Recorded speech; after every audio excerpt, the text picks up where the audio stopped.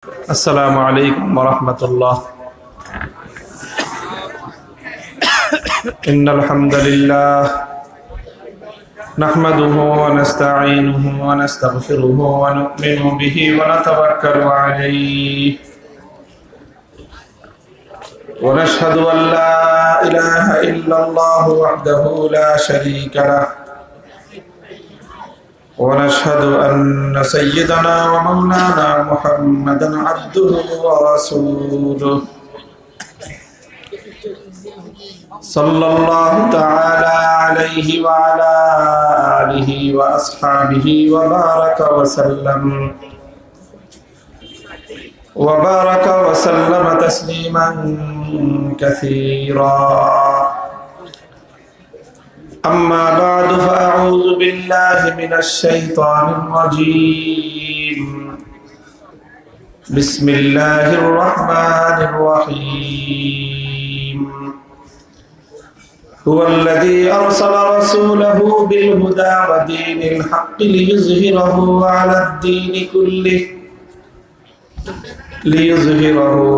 الدين كله وكفى بالله شهيدا.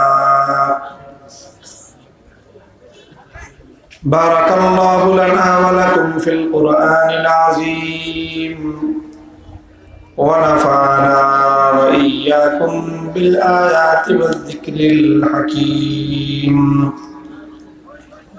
اللهم صل على محمد وعلى آل محمد كما صليت على إبراهيم وعلى آل إبراهيم إنك حميد مجيد. اللهم بارك على محمد وعلى آل محمد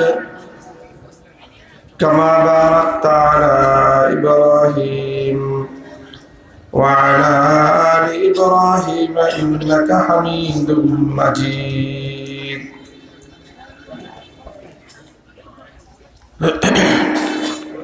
শায়েস্তাগণ পুরান বাজার তাফসীর কমিটির উদ্যোগে আয়োজিত 7 দিন ব্যাপী ৭৪তম তাফসীরুল কোরআন মাহফিলের আজকে উদ্বোধনী দিবসে আমরা আল্লাহ পাক রব্বুল ইজ্জতের পবিত্র কালামুল্লাহ শরীফ থেকে কিছু আলোচনা করবার জন্য এখানে সমবেত হয়েছি। আল্লাহ পাক রব্বুল আলামিন পবিত্র কোরআনে পাকের এই মজমাকে কবুল করেন। তাফসীরুল কোরআনের মাহফিলকে আল্লাহ পাক রব্বুল আলামিন তার শেষ পর্যন্ত 7 দিন ব্যাপী এই আয়োজনকে আল্লাহ রাব্বুল আলামিন সুসম্পন্ন হওয়ার তৌফিক দান করেন। মুহতারাম হাজিরিন,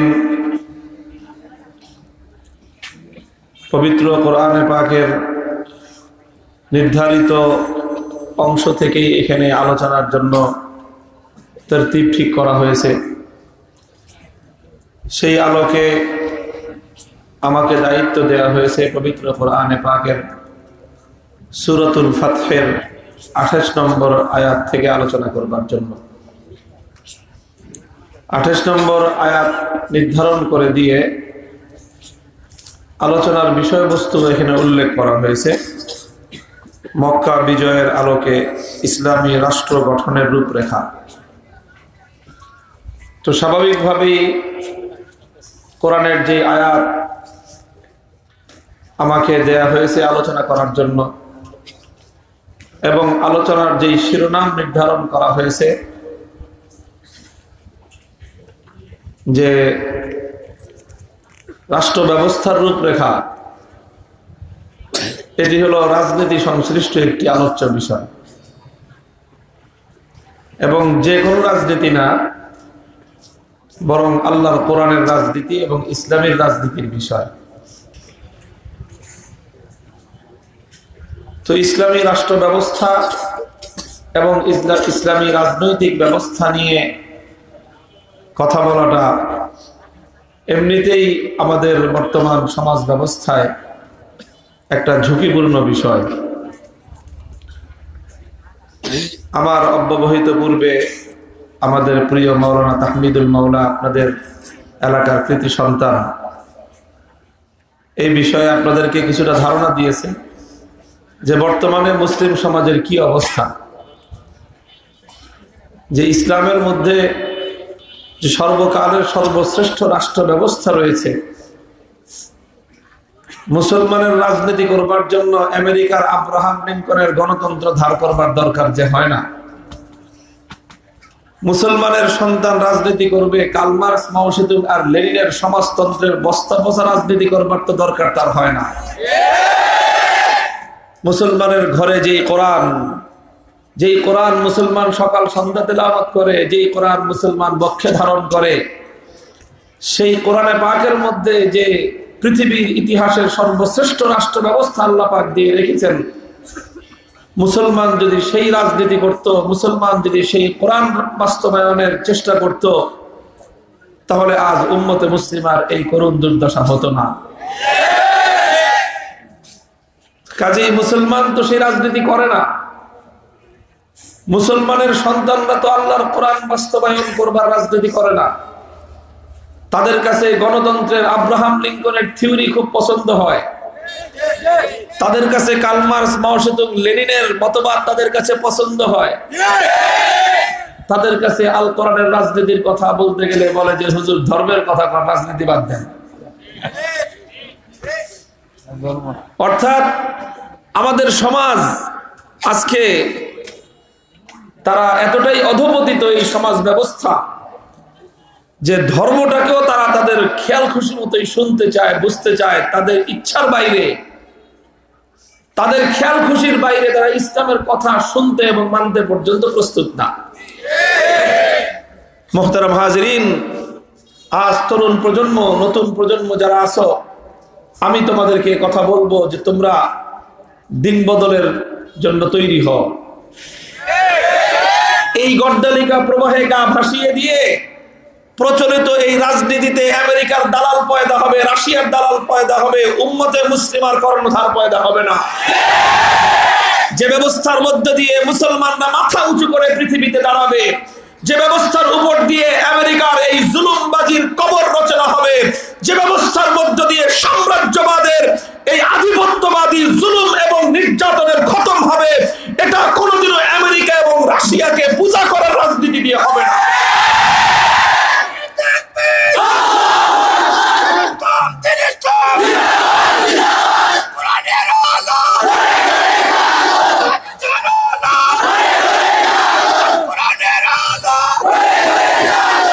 মুহতারাম হাজিরিন, কাজেই মাওলানা তাহমিদুল মাওলা তো বললই যে এই বিষয়ে আলোচনা অপ্রতুল।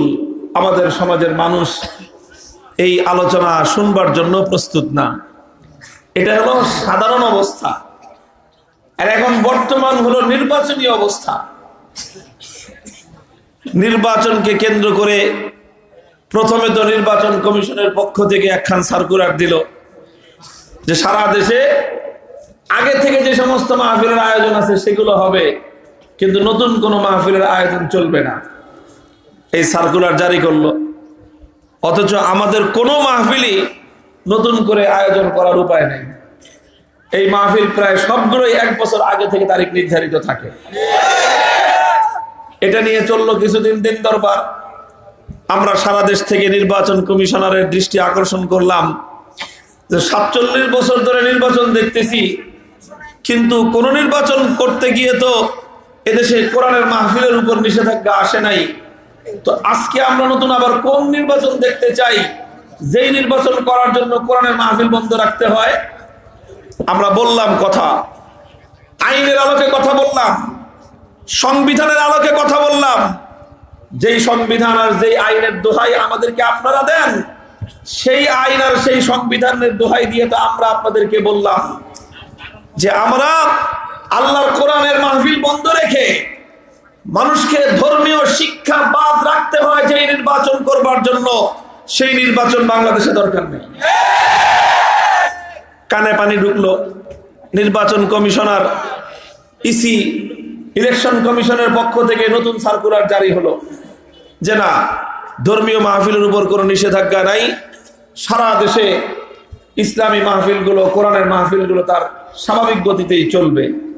এটাই চলবার কথা, এটাই চলবার কথা, এটাই হলো রাষ্ট্রীয় ঘোষণা, এটাই ইলেকশন কমিশনের ঘোষণা। কিন্তু এরপরও নানাভাবে কোরআনের এই মাহফিলগুলো যেন সঠিকভাবে চলতে না পারে, নির্বিঘ্নে চলতে না পারে, যতটুকু সম্ভব এই মাহফিলগুলোকে সংকুচিত করে দেওয়ার জন্য এক শ্রেণীর অতি উৎসাহী লোকজন প্রশাসনের মধ্যেই ঘাপটি মেরে বসে আছে তারা। কাজেই দোস্ত, আর যদি রাজনৈতিক আলোচনা হয় তাহলে তো আরো বেশি তারা এই মাহফিলগুলোকে, কোরআনের আওয়াজকে বন্ধ করে দেওয়ার জন্য সুযোগ পেয়ে যাবে। কাজেই কথাবার্তা, আলোচনা অনেক আমাদেরকে নিয়ন্ত্রিতভাবেই করতে হবে। শুরুতেই আমি আপনাদেরকে সেই প্রস্তুতি নিয়ে আলোচনা শুনবার জন্য আহ্বান জানাই। আল্লাহ পাক রব্বুল আলামিন তৌফিক দান করেন। কিন্তু আলহামদুলিল্লাহ, এরপরেও কোরআনের আয়াত যতটুকু দাবি করে, কোরআনের আয়াত যতটুকু দাবি করে ততটুকু কথা তো আমাদেরকে বলতেই হবে। বাঁচলেও বলতে হবে, মরলেও বলতে হবে। আমরা তো কোরআন নিয়েই বাঁচতে চাই, এবং যেদিন কোরআন নিয়ে বাঁচা যাবে না সেদিন আমরা জীবনের চেয়ে মরণকে আমরা বেশি আপন মনে করি। মুহতারাম হাজিরিন, সূরাতুল ফাতহ, আল্লাহ পাক রব্বুল আলামিন সূরার শুরু থেকেই ইসলামের এক ঐতিহাসিক বিজয়ের ঘোষণা এবং ঐতিহাসিক এক বিজয়ের সুসংবাদ আল্লাহ দান করেছেন। ইন্না ফাতাহনা লাকা ফাতহাম মুবিনা, একটি স্পষ্ট চূড়ান্ত বিজয় আল্লাহ পাক দিয়েছেন নবী আকরাম সাল্লাল্লাহু আলাইহি ওয়াসাল্লামকে। সে বিজয় ছিল মক্কা বিজয়। নবী আকরাম সাল্লাল্লাহু আলাইহি ওয়াসাল্লাম তার নবুয়তের 23 বছরের জিন্দেগিতে 10 বছর অতিক্রম করেছেন মক্কায় হিজরতের পূর্বে, 13 বছর অতিক্রম করেছেন মক্কায় হিজরতের পূর্বে, 10 বছর অতিক্রম করেছেন হিজরত করে সোনার মদিনায়। 13 বছরের জিন্দেগিকে মক্কি জিন্দেগি বলা হয়। হিজরতের পরবর্তী নবীর 10 বছরের জীবনকে মাদানী জিন্দেগি বলা হয়। নবী আকরাম সাল্লাল্লাহু আলাইহি ওয়াসাল্লামের হিজরত পূর্ব 13 বছরের নবুয়তের জিন্দেগি ছিল মজলুমিয়তের জিন্দেগি, অত্যাচার সহ্য করবার জিন্দেগি। মুসলমান এবং ইসলামের ইতিহাস ছিল নির্যাতিত হওয়ার ইতিহাস, রক্ত দেওয়ার ইতিহাস, শাহাদাত বরণ করবার ইতিহাস, এবং আল্লাহর এই জমিনের মধ্যে আল্লাহর দ্বীনের জন্য এবং আল্লাহর মহব্বত এবং ভালোবাসায় ত্যাগ এবং কোরবানির সর্বোচ্চ নজরানা পেশ করবার ইতিহাস। এটা ছিল আল্লাহর পয়গম্বরের মক্কার জিন্দেগির 13 বছরের ইতিহাস। এই 13 বছর পার হওয়ার পর আল্লাহ পাক রব্বুল আলামিনের পক্ষ থেকে ইসলামের জন্য নতুন দুয়ার খুলে দেওয়া হলো। আল্লাহ নবী হিজরত করলেন, সাহাবায়ে কেরাম মক্কা ছেড়ে মদিনায় গেলেন। মদিনায় যাওয়ার পর ইসলামের আরেক নতুন অধ্যায়ের সূচনা হলো। সেই অধ্যায় ছিল জিহাদের অধ্যায়। আল্লাহ পাক রব্বুল আলামিনের পক্ষ থেকে এখন আর নীরবে অত্যাচার সহ্য করবার বিধান নয়, এখন আর নীরবে নিভৃতে জুলুম সহ্য করবার নয়, বরং আল্লাহর পক্ষ থেকে হুকুম আসলো, উযিনা লিল্লাযীনা ইউকাতালুনা বিআন্নাহুম যুলিমু ওয়া ইন্নাল্লাহা আলা নাসরিহিম লাকাদির। আল্লাহর পক্ষ থেকে বলা হলো যে তোমাদের 13 বছর আল্লাহ পাক তোমাদেরকে জুলুম সহ্য করতে উপদেশ দিয়েছিলেন। 13 বছর পর্যন্ত আল্লাহ পাক তোমাদের মজলুমিয়াতের এই অবস্থা দেখেছেন, তোমাদের উপর নির্মম নির্যাতনের কি স্টিম রোলার পরিচালিত হয়েছে সেটা আল্লাহও দেখেছেন, আর এই দুনিয়ার মানুষ পৃথিবীবাসীও দেখেছে। 13 বছর পর আল্লাহর পক্ষ থেকে হুকুম আসলো, এখন আর নীরবে মার খাওয়া নয়, বরং একটা মারতে আসলে পাল্টা আঘাত করে দেওয়া। এটাই হলো ইসলামের বিধান। যারা ইসলামের উপর জুলুম করতে আসবে, যারা মুসলমানদের অস্তিত্ব বিলুপ্ত করতে আসবে, যারা মুসলমানদের উপর আঘাত করতে আসবে, যতটা জোরে তারা আঘাত করতে আসবে ঠিক তার চেয়ে আর বেশি জোরে আঘাত করে পাল্টা জবাব দেওয়ার জন্য আল্লাহর পক্ষ থেকে নবী আকরাম সাল্লাল্লাহু আলাইহি ওয়াসাল্লামের প্রতি জিহাদের বিধান আসলো। নবী করিম সাল্লাল্লাহু আলাইহি ওয়াসাল্লাম আল্লাহর পক্ষ থেকে আদিষ্ট হয়ে জিহাদের ময়দানে অবতীর্ণ হলেন, বাতিলের মোকাবেলা করলেন, অন্যায় এবং অসত্যের প্রতিরোধ করলেন। যারা গায়ের জোরে পেশি শক্তির বলে ইসলামের আদর্শের এই আলোকে নিভিয়ে দেওয়ার চেষ্টা করেছিল, যারা গায়ের জোরে পেশি শক্তির বলে ইসলামের আলোকে নিভিয়ে দেওয়ার চেষ্টা করেছিল, নবী আকরাম সাল্লাল্লাহু আলাইহি ওয়াসাল্লাম তাদের বিরুদ্ধে রুখে দাঁড়ালেন, জিহাদ করলেন। বদর, উহুদ, খন্দক সহ তার নবুয়তের মদনী জিন্দেগির 10 বছরে প্রায় 30টি জিহাদ, আর সুনির্দিষ্টভাবে বলতে গেলে 27টি জিহাদ আল্লাহর নবী সশরীরে পরিচালনা করলেন। 27টি জিহাদ আল্লাহর নবী সশরীরে পরিচালনা করলেন। আরো প্রায় 70টি জিহাদ, যেই জিহাদে আল্লাহর নবী নিজে সশরীরে অংশগ্রহণ করেননি, বরং সাহাবায়ে কেরামকে প্রেরণ করে সেই 70টির মতো জিহাদ তিনি পরিচালনা করলেন। আল্লাহর পয়গম্বর 10 বছরের জিন্দেগিতে প্রায় 100টি জিহাদ, গড়ে প্রতি বছরে 10টি করে জিহাদ আল্লাহর নবী নিজে 3টি করে আর 7টি করে সাহাবীদের মাধ্যমে পরিচালনা করলেন।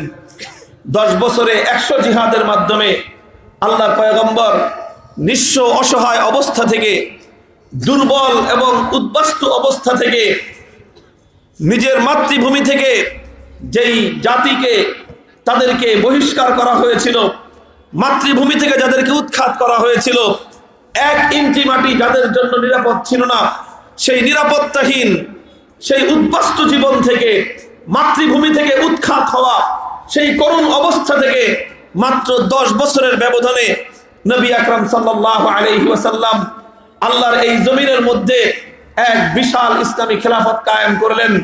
ঐতিহাসিকদের হিসাব মতে সেরায় প্রায় 12.5 লক্ষ বর্গ মাইল এলাকা জুড়ে, 12.5 লক্ষ এলাকা, 12.5 লক্ষ বর্গ মাইল এরিয়া জুড়ে নবী আকরাম সাল্লাল্লাহু আলাইহি ওয়াসাল্লাম খেলাফতের এক সোনালী আদর্শ কায়েম করলেন এবং কিয়ামত পর্যন্তের জন্য মানব জাতির মুক্তি এবং শান্তির জন্য, মানুষের জীবনের সার্বিক নিরাপত্তা, সফলতা এবং অর্থনৈতিক, সামাজিক সব ধরনের উন্নতির জন্য, মানুষের ন্যায় বিচার এবং ইনসাফ প্রাপ্তি নিশ্চিত করবার জন্য এই 12.5 লক্ষ বর্গ মাইল ভূগোলের মধ্যে নবী আকরাম সাল্লাল্লাহু আলাইহি ওয়াসাল্লাম এমন এক অবিস্মরণীয়, অতুলনীয় রাষ্ট্র ব্যবস্থা উপহার দিলেন, কিয়ামত পর্যন্ত যার চেয়ে উত্তম, যার চেয়ে সুন্দর এবং যার সমকক্ষের কোন রাষ্ট্র ব্যবস্থা হতে পারে না, আজও হয় নাই, কিয়ামত পর্যন্ত হতে পারে না।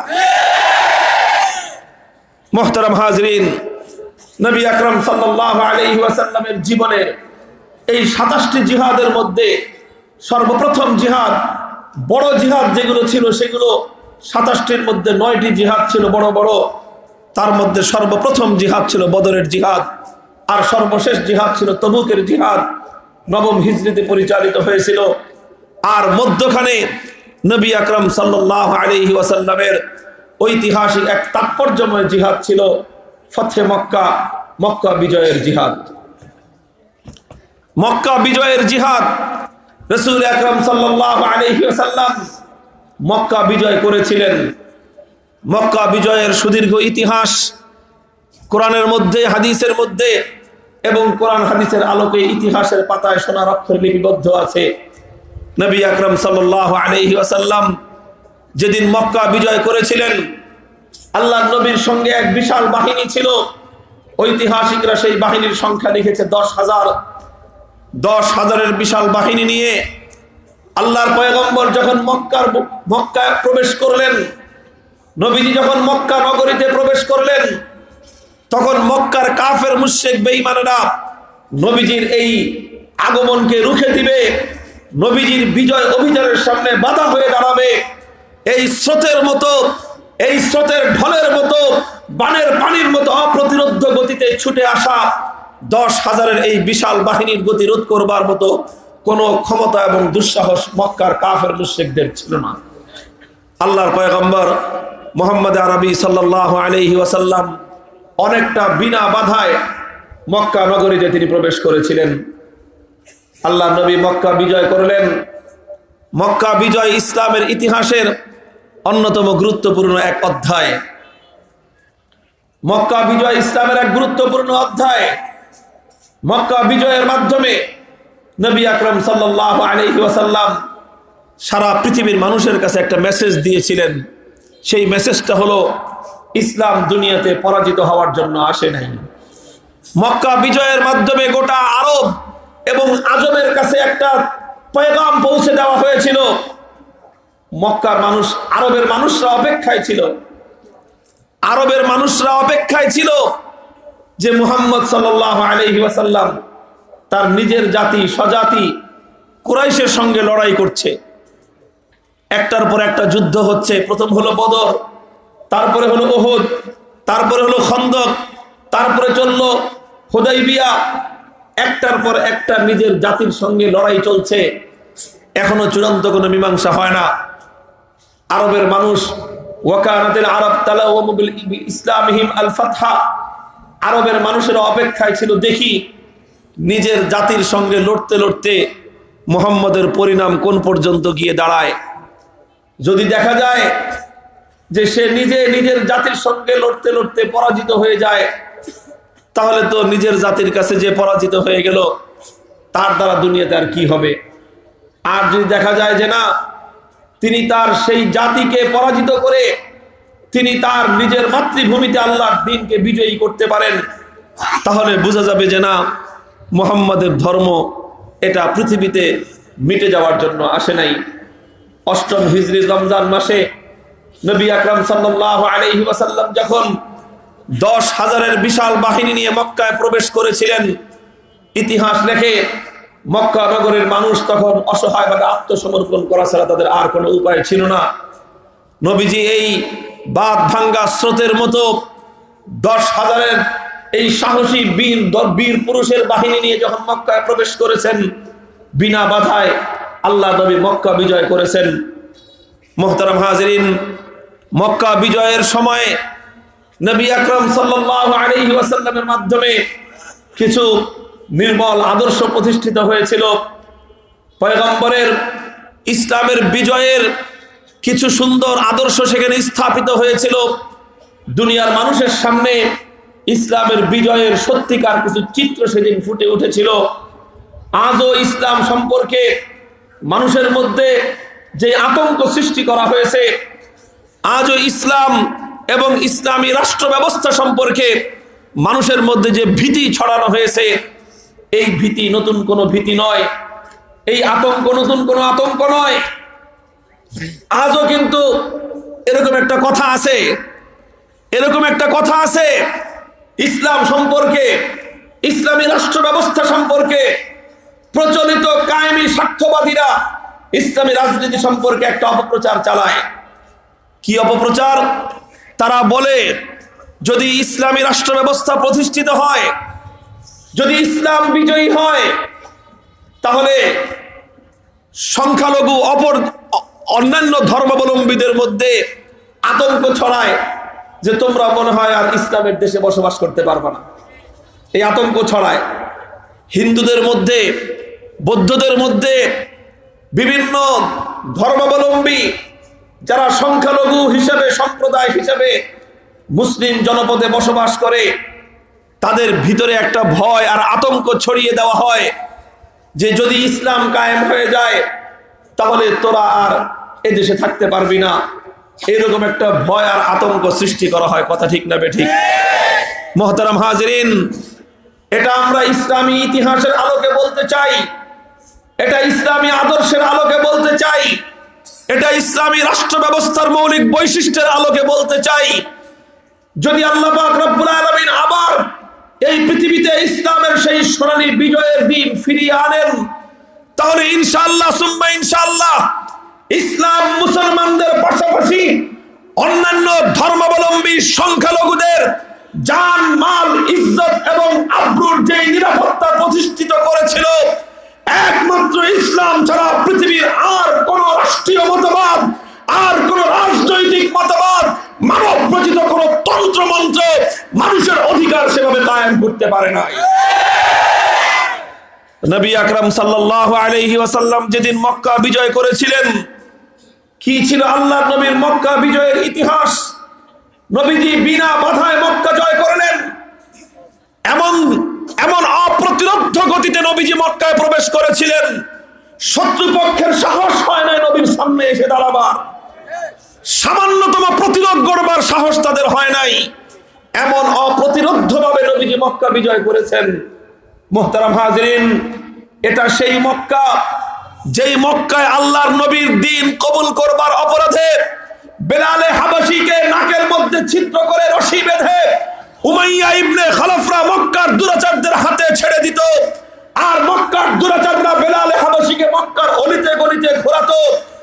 আর প্রচন্ড রৌদ্রের মধ্যে উমাইয়া ইবনে খালফ বেলালে হাবশী রাদিয়াল্লাহু তাআলা আনহুকে মক্কার উত্তপ্ত বালুকার উপর চিৎ করে শোয়ায়ে বুকের উপর পাথর চাপা দিয়ে রাখতো, আর বলতো, তুই আহাদ এক একত্ববাদ ছেড়ে দে, তাওহীদ ছেড়ে দে, মুহাম্মাদের ধর্ম ছেড়ে দে, না হয় তোকে একে এভাবে তিলে তিলে হত্যা করব। এভাবেই দিনের পর দিন, মাসের পর মাস জুলুম এবং নির্যাতনের স্টিম রোলার চলেছিল বেলাল হাবশীর উপর দিয়ে। খাব্বাব ইবনুল আরাত রাদিয়াল্লাহু তাআলা আনহু ইসলাম গ্রহণ করবার অপরাধে তাকে জ্বলন্ত আগুনের উপর শোয়ায় রাখা হতো। জ্বলন্ত আগুন, কয়লার আঙ্গারা জ্বলতো, আর সেই আগুনে খাব্বাব ইবনুল আরাতের শরীরের চামড়া পুড়ে, গোশত পুড়ে, হাড্ডি পর্যন্ত পুড়ে ছাই হয়ে যেত। সেই চামড়া গোশতগুলো পুড়ে পুড়ে গলে গলে পরে সে আগুন নিভে যেত। খাব্বাব ইবনুল আরাতের কবরের মধ্যে হাড্ডি ছাড়া কোনো গোশতের অস্তিত্ব খুঁজে পাওয়া যায় নাই। মুহতারাম হাজিরিন, হযরতে ইয়াসির রাদিয়াল্লাহু আনহু আল্লাহর পয়গম্বরের একজন সাহাবী, ইসলাম কবুল করবার অপরাধে এই মক্কার দুরাচারেরা দুটি শক্তিশালী উট এনে ইয়াসিরের দুই পা দুই উটের সঙ্গে বেঁধে দিয়েছিল। এরপর দুই উট দুই দিকে হাঁকিয়ে দিল। দুটি উট যখন দুদিকে দৌড় দিল, সঙ্গে সঙ্গে ইয়াসির রাদিয়াল্লাহু আনহুর শরীর দ্বিখণ্ডিত হয়ে গেল। তার শরীর দ্বিখণ্ডিত করে রক্তে আল্লাহর জমিন রঞ্জিত হলো। এভাবে নির্মম হত্যাকাণ্ডের শিকার হলেন ইয়াসির রাদিয়াল্লাহু আনহু। হযরতে সুমাইয়া রাদিয়াল্লাহু আনহা একজন মহিলা সাহাবিয়া, দুর্বল দরিদ্র সাহাবী, শুধুমাত্র ইসলাম গ্রহণ করবার অপরাধে আবু জাহাল বিষাক্ত একটা বর্ষা দিয়ে হযরতে সুমাইয়া রাদিয়াল্লাহু তাআলা আনহার তলপেট দিয়ে, লজ্জাস্থান দিয়ে শরীরের মধ্যে এত জোরে আঘাত করেছিল যে সেই বর্ষা গিয়ে ওনার কলিজার মধ্যে আঘাত করলো। সুমাইয়া রাদিয়াল্লাহু আনহার শাহাদাতের রক্তে আল্লাহর জমিন রঞ্জিত হলো। এভাবে একের পর এক তারা হত্যা করেছিল। শুধু নবীর সাহাবীদের উপরে নয়, বরং আল্লাহর নবীর উপরে এই মক্কার মাটিতে কি জুলুম এবং নির্যাতনের দাস্তান। নবীজি বাইতুল্লাহর সামনে মসজিদে হারামে দাঁড়িয়ে নামাজ পড়ছিলেন।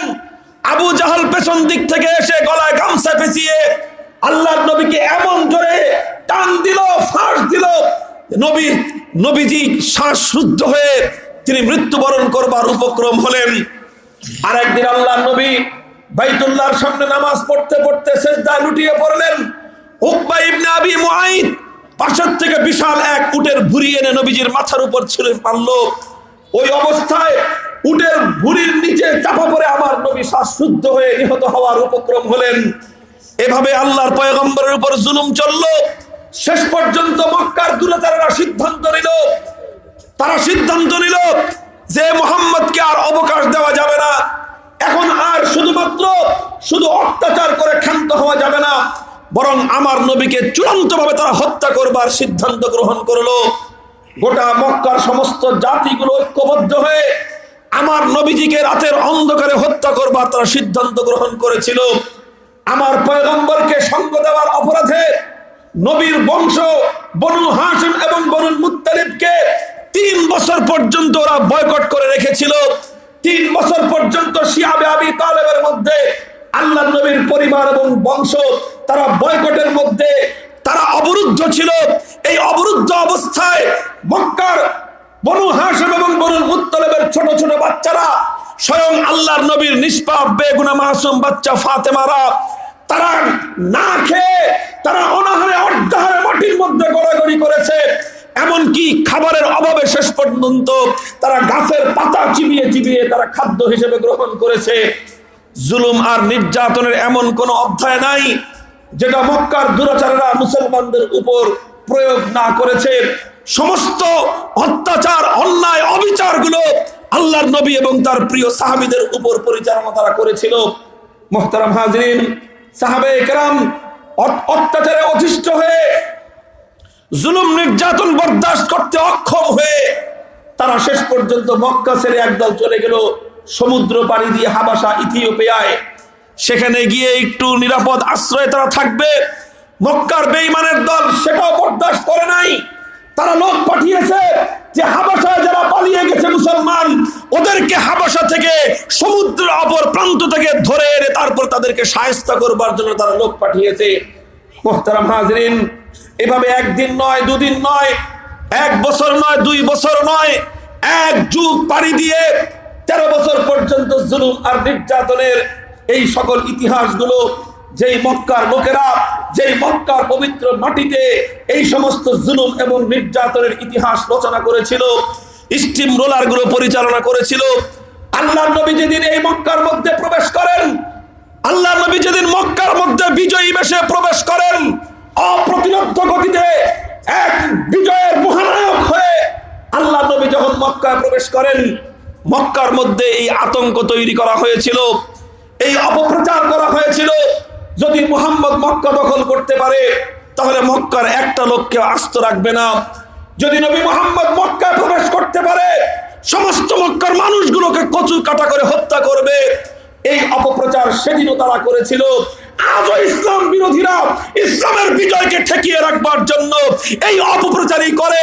যদি আল্লাহর জমিনে ইসলাম বিজয়ী হয়, যদি মুসলমানদের ভূখণ্ডে কোরআনের রাজ কায়েম হয়, যদি ইসলামের রাষ্ট্র প্রতিষ্ঠা হয়, তাহলে সংখ্যালঘুদেরকে ধরে ধরে কচু কাটা কাটবে। এটা অপপ্রচার। মুহতারাম হাজরিন, আমরা বলতে চাই, সেদিনও আল্লাহর নবীর বিরুদ্ধে অপপ্রচার হয়েছিল, আজও ইসলামের বিরুদ্ধে অপপ্রচার চলছে। কিন্তু ইতিহাস বলে আল্লাহর পয়গম্বরের বিরুদ্ধে যে অপপ্রচার হয়েছিল সেটা ছিল সম্পূর্ণ ধান্দাবাজদের ধান্দামি, কায়েমি স্বার্থবাদীদের ইসলামের বিজয়কে রুখে দেওয়ার সর্বশেষ ষড়যন্ত্র।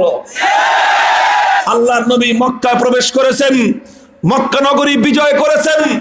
নবীজির ঘোষণা ছিল, লা তাসরিবা আলাইকুমুল ইয়াউম, লা তাসরিবা আলাইকুমুল ইয়াউম।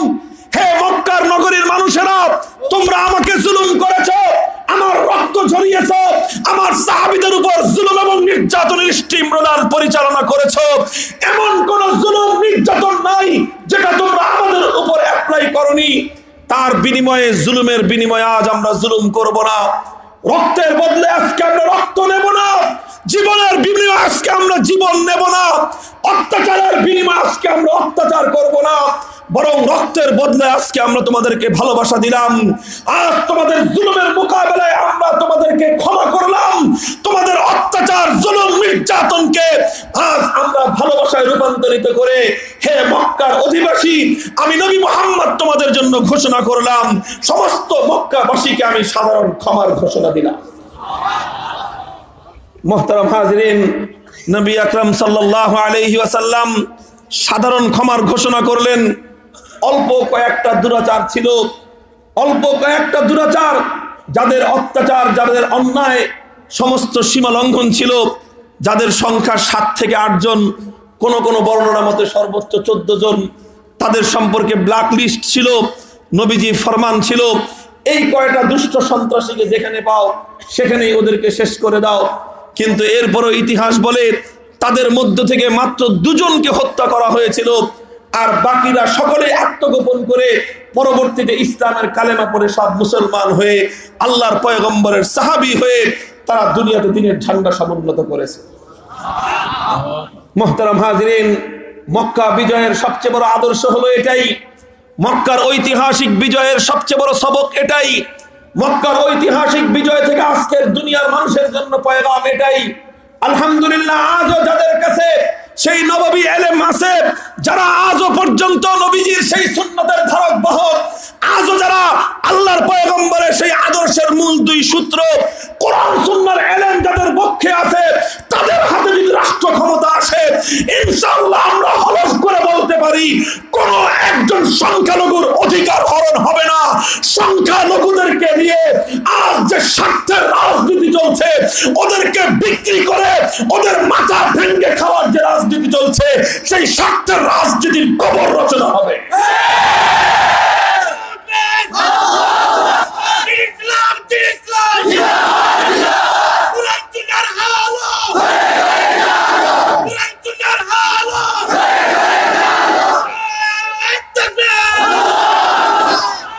যারা হিন্দু ধর্মাবলম্বী আছেন, যারা বৌদ্ধ ধর্মাবলম্বী আছেন, যারা খ্রিস্ট ধর্মাবলম্বী আছেন, অন্যান্য ধর্মাবলম্বী আছেন, সোনার মদিনার ইসলামকে দেখে ভয় পাওয়ার কোনো কারণ নাই। ইসলাম দুনিয়া থেকে সমস্ত ধর্মাবলম্বীদেরকে উৎখাত করে দেওয়ার জন্য আসে নাই, বরং ইসলাম দুনিয়াতে এসেছে জাতি ধর্ম নির্বিশেষে প্রতিটি মানুষের মৌলিক অধিকার নিশ্চিত করবার জন্য। মুহতারাম হাজিরিন, নবী আকরাম সাল্লাল্লাহু আলাইহি ওয়াসাল্লামের ঐতিহাসিক বাণী আজও পর্যন্ত হাদিসের পাতায় সোনার অক্ষরে লিপিবদ্ধ আছে। সহিহ আবু দাউদ শরীফের মধ্যে সহিহ সনদের মাধ্যমে বর্ণিত, আল্লাহর পয়গম্বর বলেছেন, আলা মান যালামা মুআহিদান আও ইনতাকাসাহু আও কাল্লাফাহু ফাওকা তাকাতিহি ফাআনা হাজিজুহু ইয়াউমাল কিয়ামাহ। আল্লাহু আকবার। আলা মান যালামা মুআহিদান আও ইনতাকাসাহু আও কাল্লাফাহু ফাওকা তাকাতিহি ফাআনা হাজিজুহু ইয়াউমাল কিয়ামাহ। আমার নবী, মানবতার নবী, বিশ্ব মানবতার মুক্তির মহাদূত, জাতি ধর্ম নির্বিশেষে সারা বিশ্ববাসীর মুক্তির একমাত্র যিনি পতাকাবাহী নবী মুহাম্মদ আরবি সাল্লাল্লাহু আলাইহি ওয়াসাল্লাম বলেছেন, আমার উম্মত খবরদার, তোমাদের মধ্যে কেউ যদি কোনো সংখ্যালঘু অমুসলিম নাগরিক যারা মুসলিম জনপদে বৈধভাবে বসবাস করে তাদের উপর যদি আমার কোনো উম্মত জুলুম করে, আলা মান যালামা মুআহিদান, যে কোনো সংখ্যালঘুর উপর জুলুম করবে, আমিন তাকাসাহু, অথবা তার কোনো অধিকার সে হরণ করে নেবে, আও কাল্লাফাহু ফাওকা তাকাতিহি, অথবা যেই পরিমাণ সাধ্য তার নাই একজন সংখ্যালঘুর উপর অন্যায়ভাবে কোনো বোঝা তার উপর চাপিয়ে দিবে, তাহলে অর্থাৎ যারা সংখ্যালঘুকে অন্যায় করবে, অত্যাচার করবে, অবিচার করবে, তার সাধ্য সামর্থ্যের চেয়ে বেশি তার উপর কোনো বোঝা চাপিয়ে দিবে, আল্লাহর পয়গম্বর বলেন, দুনিয়ার কোনো আদালত যদি তার বিচার নাও করতে পারে, ফাআনা হাজিজুহু ইয়াউমাল কিয়ামাহ, কিয়ামতের দিন মহান আল্লাহ পাক রব্বুল আলামিনের ইনসাফের সুপ্রিম আদালত যেদিন কায়েম হবে, ইনসাফের সুপ্রিম আদালত যেদিন কায়েম হবে, সেদিন দুনিয়ার কোনো মানুষ তার পক্ষে তার বিপক্ষে বিচার না দিলেও স্বয়ং আমি রহমতে দো আলম মুহাম্মদ আরবি সাল্লাল্লাহু আলাইহি ওয়াসাল্লাম আমার সেই উম্মতের বিপক্ষে সংখ্যালঘুর পক্ষ হয়ে আমি বাদী হয়ে বিচার দায়ের করে দেব। আমি আনা হাজিজুহু ইয়াউমাল কিয়ামাহ, কিয়ামতের দিন আমি তার বিরুদ্ধে আল্লাহর দরবারে ইনসাফের আদালতে বিচার দায়ের করব। ও দুনিয়ার মানুষ, কি তোমাদের ধারণা যেই পয়গম্বরের শাফাআত ছাড়া মুক্তির আশা করা যায় না, যেই পয়গম্বরের সুপারিশ ছাড়া মুক্তির আশা করা যায় না, যেই পয়গম্বরের হাত থেকে হাউজে কাউসারের পানি পান করা ছাড়া পিপাসা নিবারণের বিকল্প কোনো পথ খুঁজে পাওয়া যাবে না, যে পয়গম্বরের সুপারিশ ছাড়া পুলসিরাতের ভয়াবহ এই পথ পাড়ি দেওয়ার কোনো পথ থাকবে না, সেই পয়গম্বর যদি তোমার বিরুদ্ধে অথবা আমার বিরুদ্ধে আল্লাহর দরবারে বাদী হয়ে বিচার দায়ের করে দেন, তাহলে আমার আর তোমার মুক্তির কোনো উপায় থাকবে না। আল্লাহর নবী কার বিরুদ্ধে বিচার দায়ের করবেন? হে দুনিয়ার মুসলমান, হে দুনিয়ার অমুসলিমেরা, ইসলামের সার্বজনীনতা এবং ইসলামের সম্প্রীতির উদারতা একটু বুঝবার তোমরা চেষ্টা করো। আল্লাহর নবী এ কথা বলেন নাই যে নামাজ পড়ে না আমি তার বিরুদ্ধে আল্লাহর দরবারে বিচার দেব। নবীজি এ কথা বলে নাই যে হজ করে না আমি তার বিরুদ্ধে বিচার দেব। আল্লাহর পয়গম্বর এ কথা বলে নাই যে যাকাত দিবে না আমি তার বিরুদ্ধে বিচার দিব। আল্লাহর নবী অন্য কোন ব্যাপারে কথা বলেন নাই। আল্লাহর পয়গম্বর বলেছেন আমার উম্মত হয়ে, আমার উম্মতের আদর্শের পতাকাধারী হয়ে কোন একজন অমুসলিমের উপর যদি জুলুম করে, তাহলে দুনিয়ার কোন মানুষ তার বিচার করতে না পারলেও স্বয়ং আমি আল্লাহর পয়গম্বর আমার ওই উম্মতের বিরুদ্ধে সংখ্যালঘুর পক্ষ হয়ে আল্লাহর দরবারে বিচার দায়ের করব। আমি তো চ্যালেঞ্জ করে বলতে পারি, আজ এই পৃথিবীতে শান্তির অনেক বড় বড় স্লোগানদাতা আছে, এই পৃথিবীতে সম্প্রীতির অনেক বড় বড় ফাঁকা বুলি আওড়ানোর মতো নেতা খুঁজে পাওয়া যায়, অনেক তন্ত্র মন্ত্রের স্থপতি খুঁজে পাওয়া যায়, কিন্তু জাতি ধর্ম নির্বিশেষে দুনিয়ার প্রত্যেকটি মানুষের জন্য এমন শান্তির পয়গাম ঘোষণা করেছেন নবী মুহাম্মদ আরবি ছাড়া বিকল্প কাউকে খুঁজে পাওয়া যাবে না। কাজেই আজ এ কথা বলতে হবে আমাদেরকে, এ কথা আমাদেরকে জোর গলায় বলতে হবে। হে হিন্দু ভাই, তুমি যদি তোমার অধিকার চাও তাহলে তোমার অধিকার অন্য কেউ দিতে পারবে না, সবাই তোমাকে নিয়ে রাজনীতি করতে পারবে। অধিকার চাইলে সোনার মদিনার ইসলাম তোমাকে দেবে। আলহামদুলিল্লাহ, এটা শুধুমাত্র ইসলামের থিওরি নয়, এটা শুধুমাত্র ইসলামের বক্তব্য নয়, এটাই ইসলামের প্র্যাকটিস, এটাই ইসলাম তার সোনালী খেলাফতের যুগে অক্ষরে অক্ষরে বাস্তবায়ন করে দেখিয়ে দিয়েছে। আল্লাহর রাসূল সাল্লাল্লাহু আলাইহি ওয়াসাল্লাম যা করেছেন, তিনি যা বলেছেন, নবী আদর্শের ভিত্তিতে যেই খেলাফতের রাষ্ট্র ব্যবস্থা কায়েম হয়েছিল, সেই খেলাফত ব্যবস্থার রন্ধে রন্ধে সংখ্যালঘুদের অধিকারগুলো এভাবেই প্রতিষ্ঠিত হয়েছে। আমি আপনাদেরকে ইতিহাসের সোনালী পাতা থেকে একটি উদ্ধৃতি দেই। যখন পৃথিবীর অন্যতম ঐতিহ্যের নগরী মিশর, দা ইজিপ্ট যখন বিজয় হলো, মিশর বিজয়ী মহাবীর ফাতেহ মিসর আমর ইবনুল আস রাদিয়াল্লাহু তাআলা আনহু মিশর জয় করেছেন। ইসলামের যেই সেনানায়ক, ইতিহাস বলে তার নাম আমর বিন আস রাদিয়াল্লাহু আনহু। তিনি মিশর বিজয় করবার পর খলিফাতুল মুসলিমিন ওমর ফারুক রাদিয়াল্লাহু তাআলা আনহু তাকে মিশরের গভর্নর নিযুক্ত করলেন। হযরত আমর বিন আস যখন মিশরের গভর্নর, সেই মিশর থেকে একদিন হঠাৎ একজন সংখ্যালঘু যুবক, ভালো করে বুঝেন, একজন সংখ্যালঘু অমুসলিম যুবক মিশর থেকে মদিনায় আসলো। মদিনায় এসে খলিফাতুল মুসলিমিন ওমর বিন খাত্তাবের কাছে বিচার দায়ের করলো, হে খলিফা, আমি একজন অমুসলিম, আমার বংশ পরিচয়, আমি হলাম কিবতি বংশের লোক। একজন অমুসলিম কিবতি যুবক, কিবতি যুবক বলা হয়, কিবতি হলো ফেরাউনের বংশ, যেই বংশ থেকে পৃথিবীতে সবচেয়ে বড় অত্যাচারী ফেরাউন জন্ম হয়েছিল, সেই বংশের লোক, সেই বংশের একজন যুবক, অমুসলিম কিবতি, ফেরাউনের একটা বাচ্চা, ফেরাউনের বাচ্চা খলিফাতুল মুসলিমিন ওমরে ফারুকের কাছে এসে বলছেন, হে খলিফা, শুনেছি তোমরা নাকি ইনসাফের রাজত্ব কায়েম করেছো, আমি জানতে চাই তোমাদের এই ইনসাফের আদালতে আমি একজন সংখ্যালঘু কিবতি যুবক হয়ে বিচার দায়ের করতে পারবো কিনা। খলিফা বললেন, অবশ্যই পারবে। যুবক বলল, যদি আমি একজন মুসলমানদের একজন ভিআইপি, একজন গুরুত্বপূর্ণ সম্মানিত ব্যক্তির বিরুদ্ধে কোনো বিচার দায়ের করি। খলিফা বললেন, তুমি যদি অপরাধের শিকার হয়ে থাকো, অন্যায়ের শিকার হয়ে থাকো, তুমি বিচার দায়ের করবে।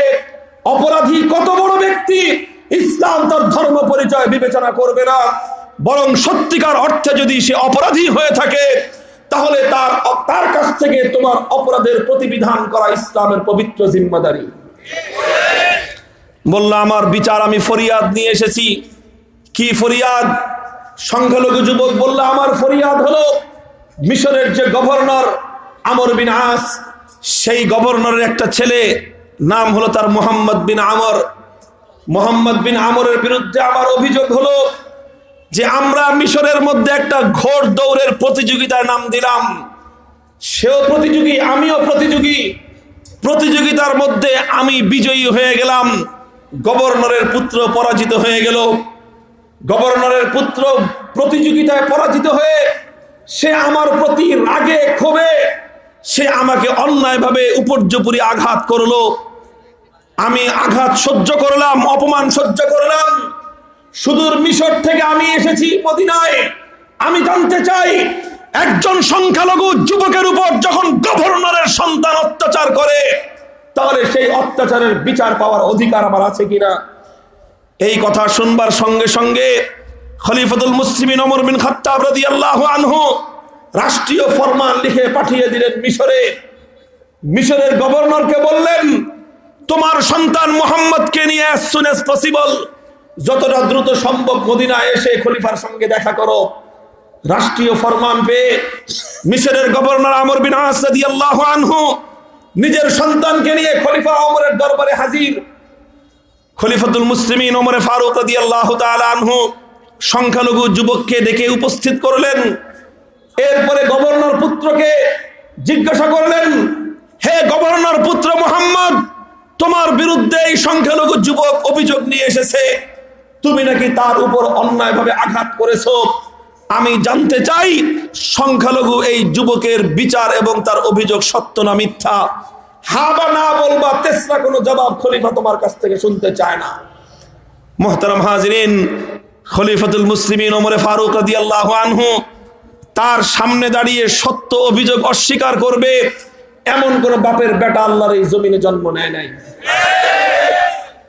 খলিফার চেহারা দেখে, খলিফাতুল মুসলিমিনের কথা শুনে মুহাম্মদ বিন আমর গভর্নর পুত্র মাথা নত করে অভিযোগ স্বীকার করে নিল যে হ্যাঁ খলিফা, আমি ওর উপর অন্যায়ভাবে আঘাত করেছি। সঙ্গে সঙ্গে খলিফাতুল মুসলিমিন ওমর ফারুক রাদিয়াল্লাহু আনহু নিজের হাতের চাবুকটা তুলে দিলেন ওই সংখ্যালঘু যুবকের হাতে, আর বললেন, হে কিপ্তি যুবক, হে অমুসলিম সংখ্যালঘু যুবক, সেই মিশরের মাটিতে গভর্নরের পুত্র তোমাকে যতটা জোরে আঘাত করেছিল, আজ তুমি সোনার মদিনায় খলিফা ওমরের দরবারে দাঁড়িয়ে গভর্নরের উপস্থিতিতে ততটা জোরে আঘাত করে গভর্নরের পুত্রের পিঠের উপর থেকে চামড়া তুলে ফেলো। মুহতারাম হাজিরিন, খলিফা উপস্থিত, গভর্নর উপস্থিত, উভয়ের উপস্থিতিতে সংখ্যালঘু যুবক গভর্নর পুত্রের পিঠের উপর আঘাত করলো। সেই জোরে জোরে আঘাত, যতটা জোরে তাকে আঘাত করা হয়েছিল। ইতিহাস এখানেই শেষ নয়, এরপরে লিখেছে ইতিহাসের কিতাবগুলোর মধ্যে। এরপরে খলিফা ওমর গভর্নরকে ডেকে বললেন, হে গভর্নর আমর বিন আস, তুমি অনেক সম্মানিত নবীর সাহাবী, এটা আমি জানি। তুমি মিশরের বিজয়ী মহাবীর, সেটাও আমি জানি। তুমি মিশরের গভর্নর, আমি তোমাকে নিযুক্ত করেছি। মুসলিম উম্মার মধ্যে তোমার মতো একজন বিচক্ষণ শাসক অনেক দরকার, সব জানি। কিন্তু সব জেনে বুঝে আমি তোমাকে বলছি, এবারের বিচার তোমার অপরাধী সন্তানের পিঠের উপর দিয়ে গেল। লিসেন মি, মনোযোগ দিয়ে শুনেন খলিফা ওমরের বার্তাটা। বললেন, এবারের বিচার তোমার অপরাধী সন্তানের পিঠের উপর দিয়ে গেল।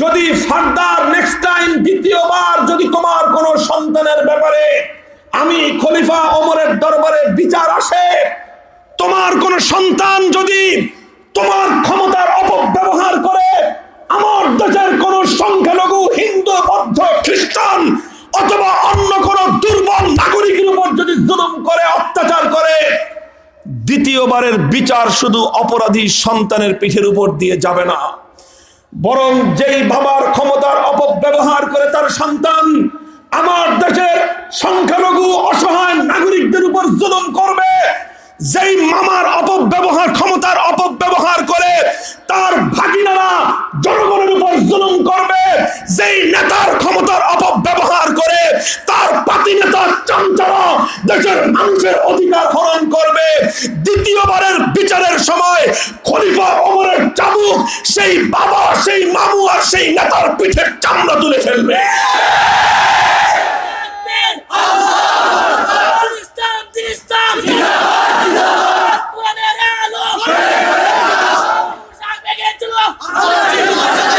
ইসলাম তো ওদের কাছে ভালো লাগবে না, ইসলাম তাদের কাছে ভালো লাগবে না।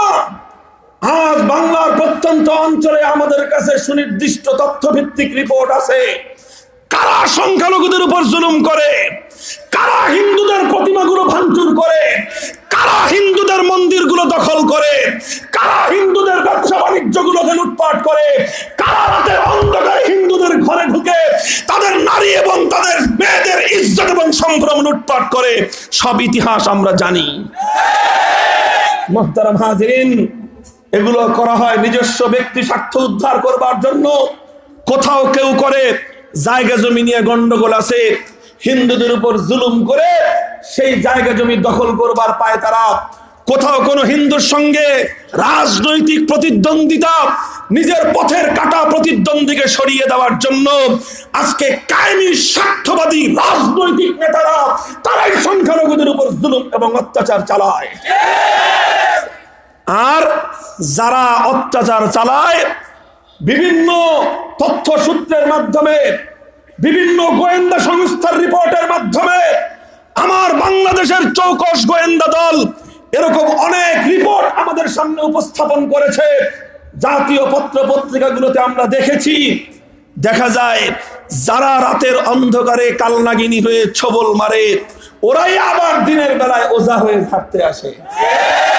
দিনের বেলায় বড় মানববন্ধন, বিয়া বড় মিছিল, রাতের বেলায় নিজের একদল পোষা সন্ত্রাসী বাহিনী পাঠিয়ে দিয়ে সংখ্যালঘুদের উপর জুলুম করে, দিনের বেলায় তারাই আবার সংখ্যালঘুদের মায়া কান্নায় তাদের পক্ষে বড় গলায় ঝাড়ি মারে।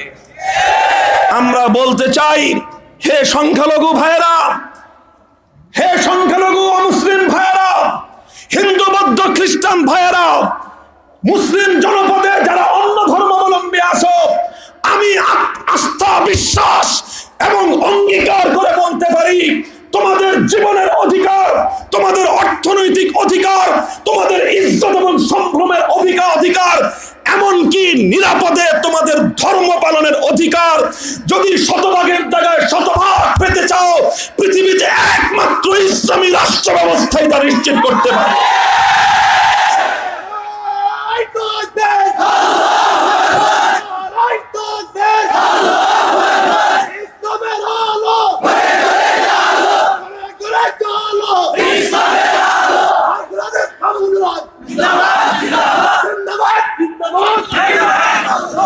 মুহতারাম হাজরিন, আমি বলতেছিলাম আলহামদুলিল্লাহ, মক্কা বিজয়ের আলোকে ইসলামী রাষ্ট্রের রূপরেখা কি বলবো আপনাদের কাছে। ইসলাম যে উদারতার রাষ্ট্র ব্যবস্থা দিয়েছে, ইসলাম সংখ্যালঘুদের নিরাপত্তার যে অধিকার দিয়েছে, ইসলামী খেলাফত ব্যবস্থায় অমুসলিম সম্প্রদায়ের জন্য তাদের জান, মাল, ইজ্জত, আব্রু এবং ধর্মীয় যে অধিকার নিশ্চিত করা হয়েছে, আজ একবিংশ শতাব্দীতে সারা পৃথিবীব্যাপী জাতি ধর্ম নির্বিশেষে যদি পৃথিবীটাতে সম্প্রীতি কায়েম করতে হয়, তাহলে ইসলাম ছাড়া বিকল্প কোনো রাস্তা নাই। আমি ইসলামের ১৫০০ বছরের ইতিহাস স্টাডি করেছি। আপনাদেরকেও বলবো, ইতিহাস পড়ুন, ইতিহাস দেখুন। এই পৃথিবীতে নবীর যুগের পর থেকে, খেলাফতের রাশেদের যুগের পর থেকে প্রায় ১০০০ বছর পর্যন্ত বিশ্ব নেতৃত্ব দিয়েছে মুসলমানেরা। ১০০০ বছর পর্যন্ত সারা পৃথিবীর সমস্ত নিয়ন্ত্রণ ক্ষমতা ছিল মুসলমানদের হাতে। বিশ্বব্যাপী সমস্ত বিশ্বজয়ী শক্তিগুলো ছিল মুসলমানদের হাতে। তখন মুসলমানদের সামনে মাথা উঁচু করে ইসলামী রাষ্ট্র ব্যবস্থার বিরুদ্ধে কথা বলবার মতো পৃথিবীতে কোনো সাম্রাজ্যবাদী শক্তি ছিল না। এটা ছিল ১০০০ বছর পর্যন্ত।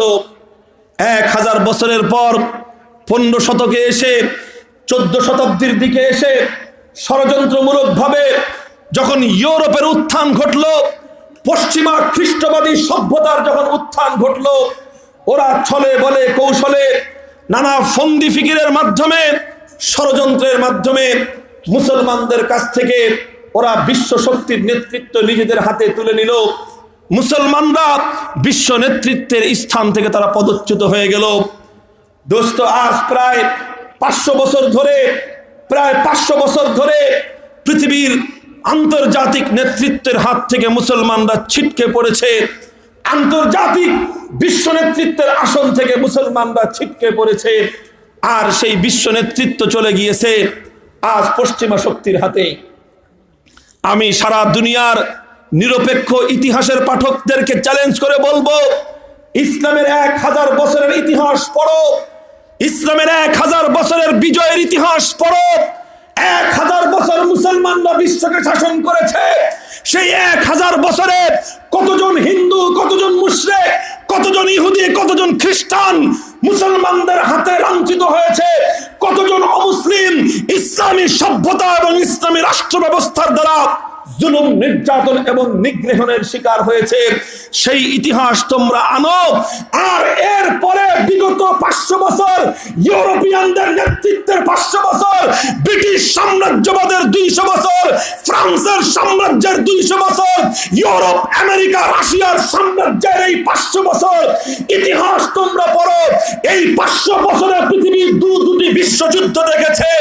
এই 500 বছরের পৃথিবী দেখেছে পারমাণবিক বোমা নিক্ষেপ করে কিভাবে জনপদকে ধ্বংস করে দেওয়া হয়। এই পৃথিবী দেখেছে পারমাণবিক যুদ্ধের মাধ্যমে, সাম্প্রদায়িক দাঙ্গার মাধ্যমে কিভাবে একটি জাতিকে নির্মূল করে দেওয়া হয়, কিভাবে ইহুদিদেরকে নিধন করে পৃথিবীর বুক থেকে হিটলার নাৎসি বাহিনী নিশ্চিহ্ন করে দিয়েছে। ঠিক একইভাবে আজ রোহিঙ্গার, আরাকানের মুসলমানদেরকে জাতিগত নিধনের মাধ্যমে আজকে মায়ানমারের জালিম শাহী তাদের অস্তিত্ব বিলুপ্ত করে দেওয়ার ষড়যন্ত্র করছে। মুহতারাম হাজিরিন, কথা আবেগ চলে আসে, সাউন্ড বড় হয়ে যায়, এটা আরেক সমস্যা। সমস্যা আছে। সমস্যা হলো অনেকে এখানে এসে কথা শুনতেছে না। অনেকে আছে হুজুরদের মাহফিলে আসে না, হুজুরদেরকে অচ্ছুত মনে করে। ওরা মনে করে হুজুরদের মাহফিলে গেলে যদি আবার হেদায়েত পেয়ে যাই, এই জন্য আসে না। দূর থেকে আবার কান পাতে, হুজুররা কি কয় শুনতে চায়। এত দূর থেকে তো সব কথা শোনা যায় না, আওয়াজ শোনা যায়, আওয়াজ। আর আওয়াজ শুনে যে মামুনুল হক অনেক জোরে জোরে চিৎকার করতেছে, তখন পরের দিন আবার এসে নালিশ দেয় যে ওই হুজুর এত গরম গরম কথা, এত জোরে জোরে কথা বললো কেন। কথা ঠিক না বেঠিক? এটা আমি বিভিন্ন জায়গায় ভুক্তভোগী। আলহামদুলিল্লাহ, আমরা আস্থার সঙ্গে বলছি, আমাদের কথার মধ্যে কোনো সাম্প্রদায়িক উস্কানি নাই। আমাদের কথার মধ্যে সামাজিক সম্প্রীতির কথা আছে। আমাদের পয়গাম জাতিগত সম্প্রীতি প্রতিষ্ঠার পয়গাম। আমাদের বক্তব্য উস্কানিমূলক বক্তব্য নয়, আমাদের বক্তব্য সম্প্রীতির বক্তব্য। আলহামদুলিল্লাহ। কথা জোরে বলবো কেন, কথা আস্তে বলবো না কেন?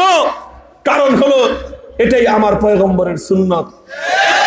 আল্লাহর নবী যখন কথা বলতেন, ইসলামের বিজয়ের কথা বলতেন, ইস্তাদ্দা গাযাবুহু ওয়া আলা সাওতুহু কান্নাহু মুনযিরু জাইশিন ইয়াকুল সাব্বাহাকুম ওয়া মাসসাকুম। আমার নবী যেভাবে বক্তব্য দিতেন, ওই বক্তব্য শুনবার মানসিকতা আজকের সমাজের নাই, আজকের রাজনীতিবিদদের নাই, আজকের প্রশাসনের নাই। ওরা আজকে প্রশাসন, আজকের আমাদের সমাজের রাজনীতিবিদরা হুজুরদের কাছ থেকে মিনমিনা কথা শুনতে চায়, খালি যে হুজুররা সাল্লে আলা টান দিবে, এটাই শুনতে চায়। হুজুররা উচ্চ কণ্ঠে সমাজের কথা বলবে, আলেম সমাজ উচ্চ কণ্ঠে রাষ্ট্র ব্যবস্থার কথা বলবে, আলেম সমাজ অর্থনৈতিক সংস্কারের কথা বলবে, আলেম সমাজ দুর্নীতি সুদ ঘুষের বিরুদ্ধে কথা বলবে। এই কথাগুলো ওরা শুনতে অভ্যস্ত না। কিন্তু সকলকে লক্ষ্য করে বলছি, দুনিয়ার নিয়ম হলো, পয়গম্বরের সুন্নাত হলো, আসমানের মালিক কে? জমিনের মালিক কে? আসমান আর জমিনের মধ্যখানে উচ্চ কণ্ঠে যদি কারো কথা বলবার অধিকার থাকে, একমাত্র তারই আছে যে আল্লাহর বরত্বের কথা বলবে।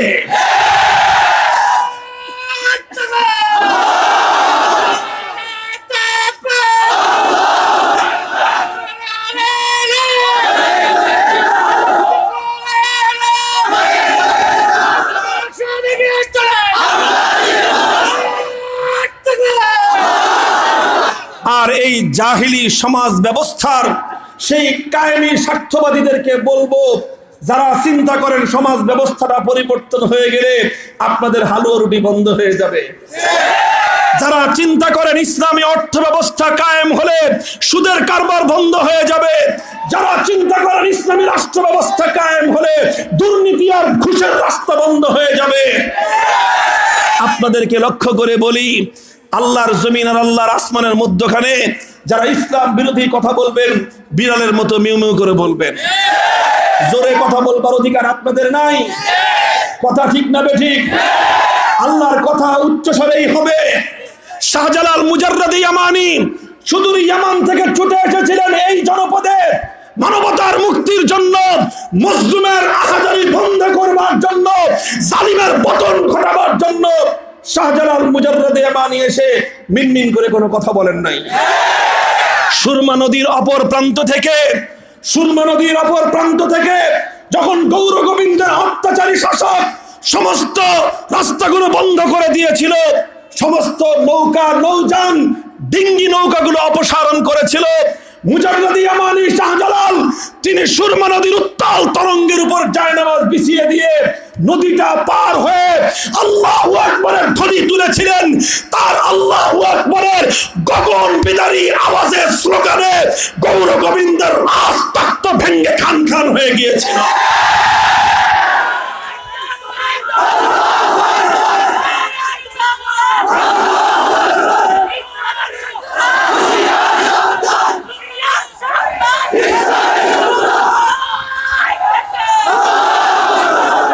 মুহতারাম হাজিরিন, আমি বলছিলাম ইসলামী রাষ্ট্র প্রতিষ্ঠার কথা। ইসলামী রাষ্ট্র ব্যবস্থায় যেভাবে একজন মুসলমানের জান মাল ইজ্জত আবরুর নিরাপত্তা দিতে পারে, আমার পয়গম্বর সে দায়িত্ব গ্রহণ করেছেন, আমার নবী সে দায়িত্ব গ্রহণ করেছেন, ইসলাম সে দায়িত্ব গ্রহণ করেছে। দেখেন, ইসলামের উদারতার আদর্শ, ইসলামী রাষ্ট্র ব্যবস্থার অন্যতম একটা সৌন্দর্যের দিক হলো ইসলামী রাষ্ট্রের মধ্যে অন্য ধর্মাবলম্বী যারা থাকে, ইসলাম তাদেরকে বলে জিম্মি। কি বলে? সাধারণ মানুষ শব্দটা শিখেন, কি বলে? জিম্মি। জিম্মি বলে। জিম্মি অর্থ কি? আরবি ভাষার শব্দ জিম্মি শব্দটা জিম্মাতুন থেকে।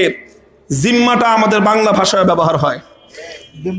আপনি যদি আদালতে যান, জামিন চান, তাহলে আদালত বলবে কার জিম্মায় জামিন চান। তখন আপনাকে দেখাতে হবে যে আমি অমুকের জিম্মায় জামিন চাই।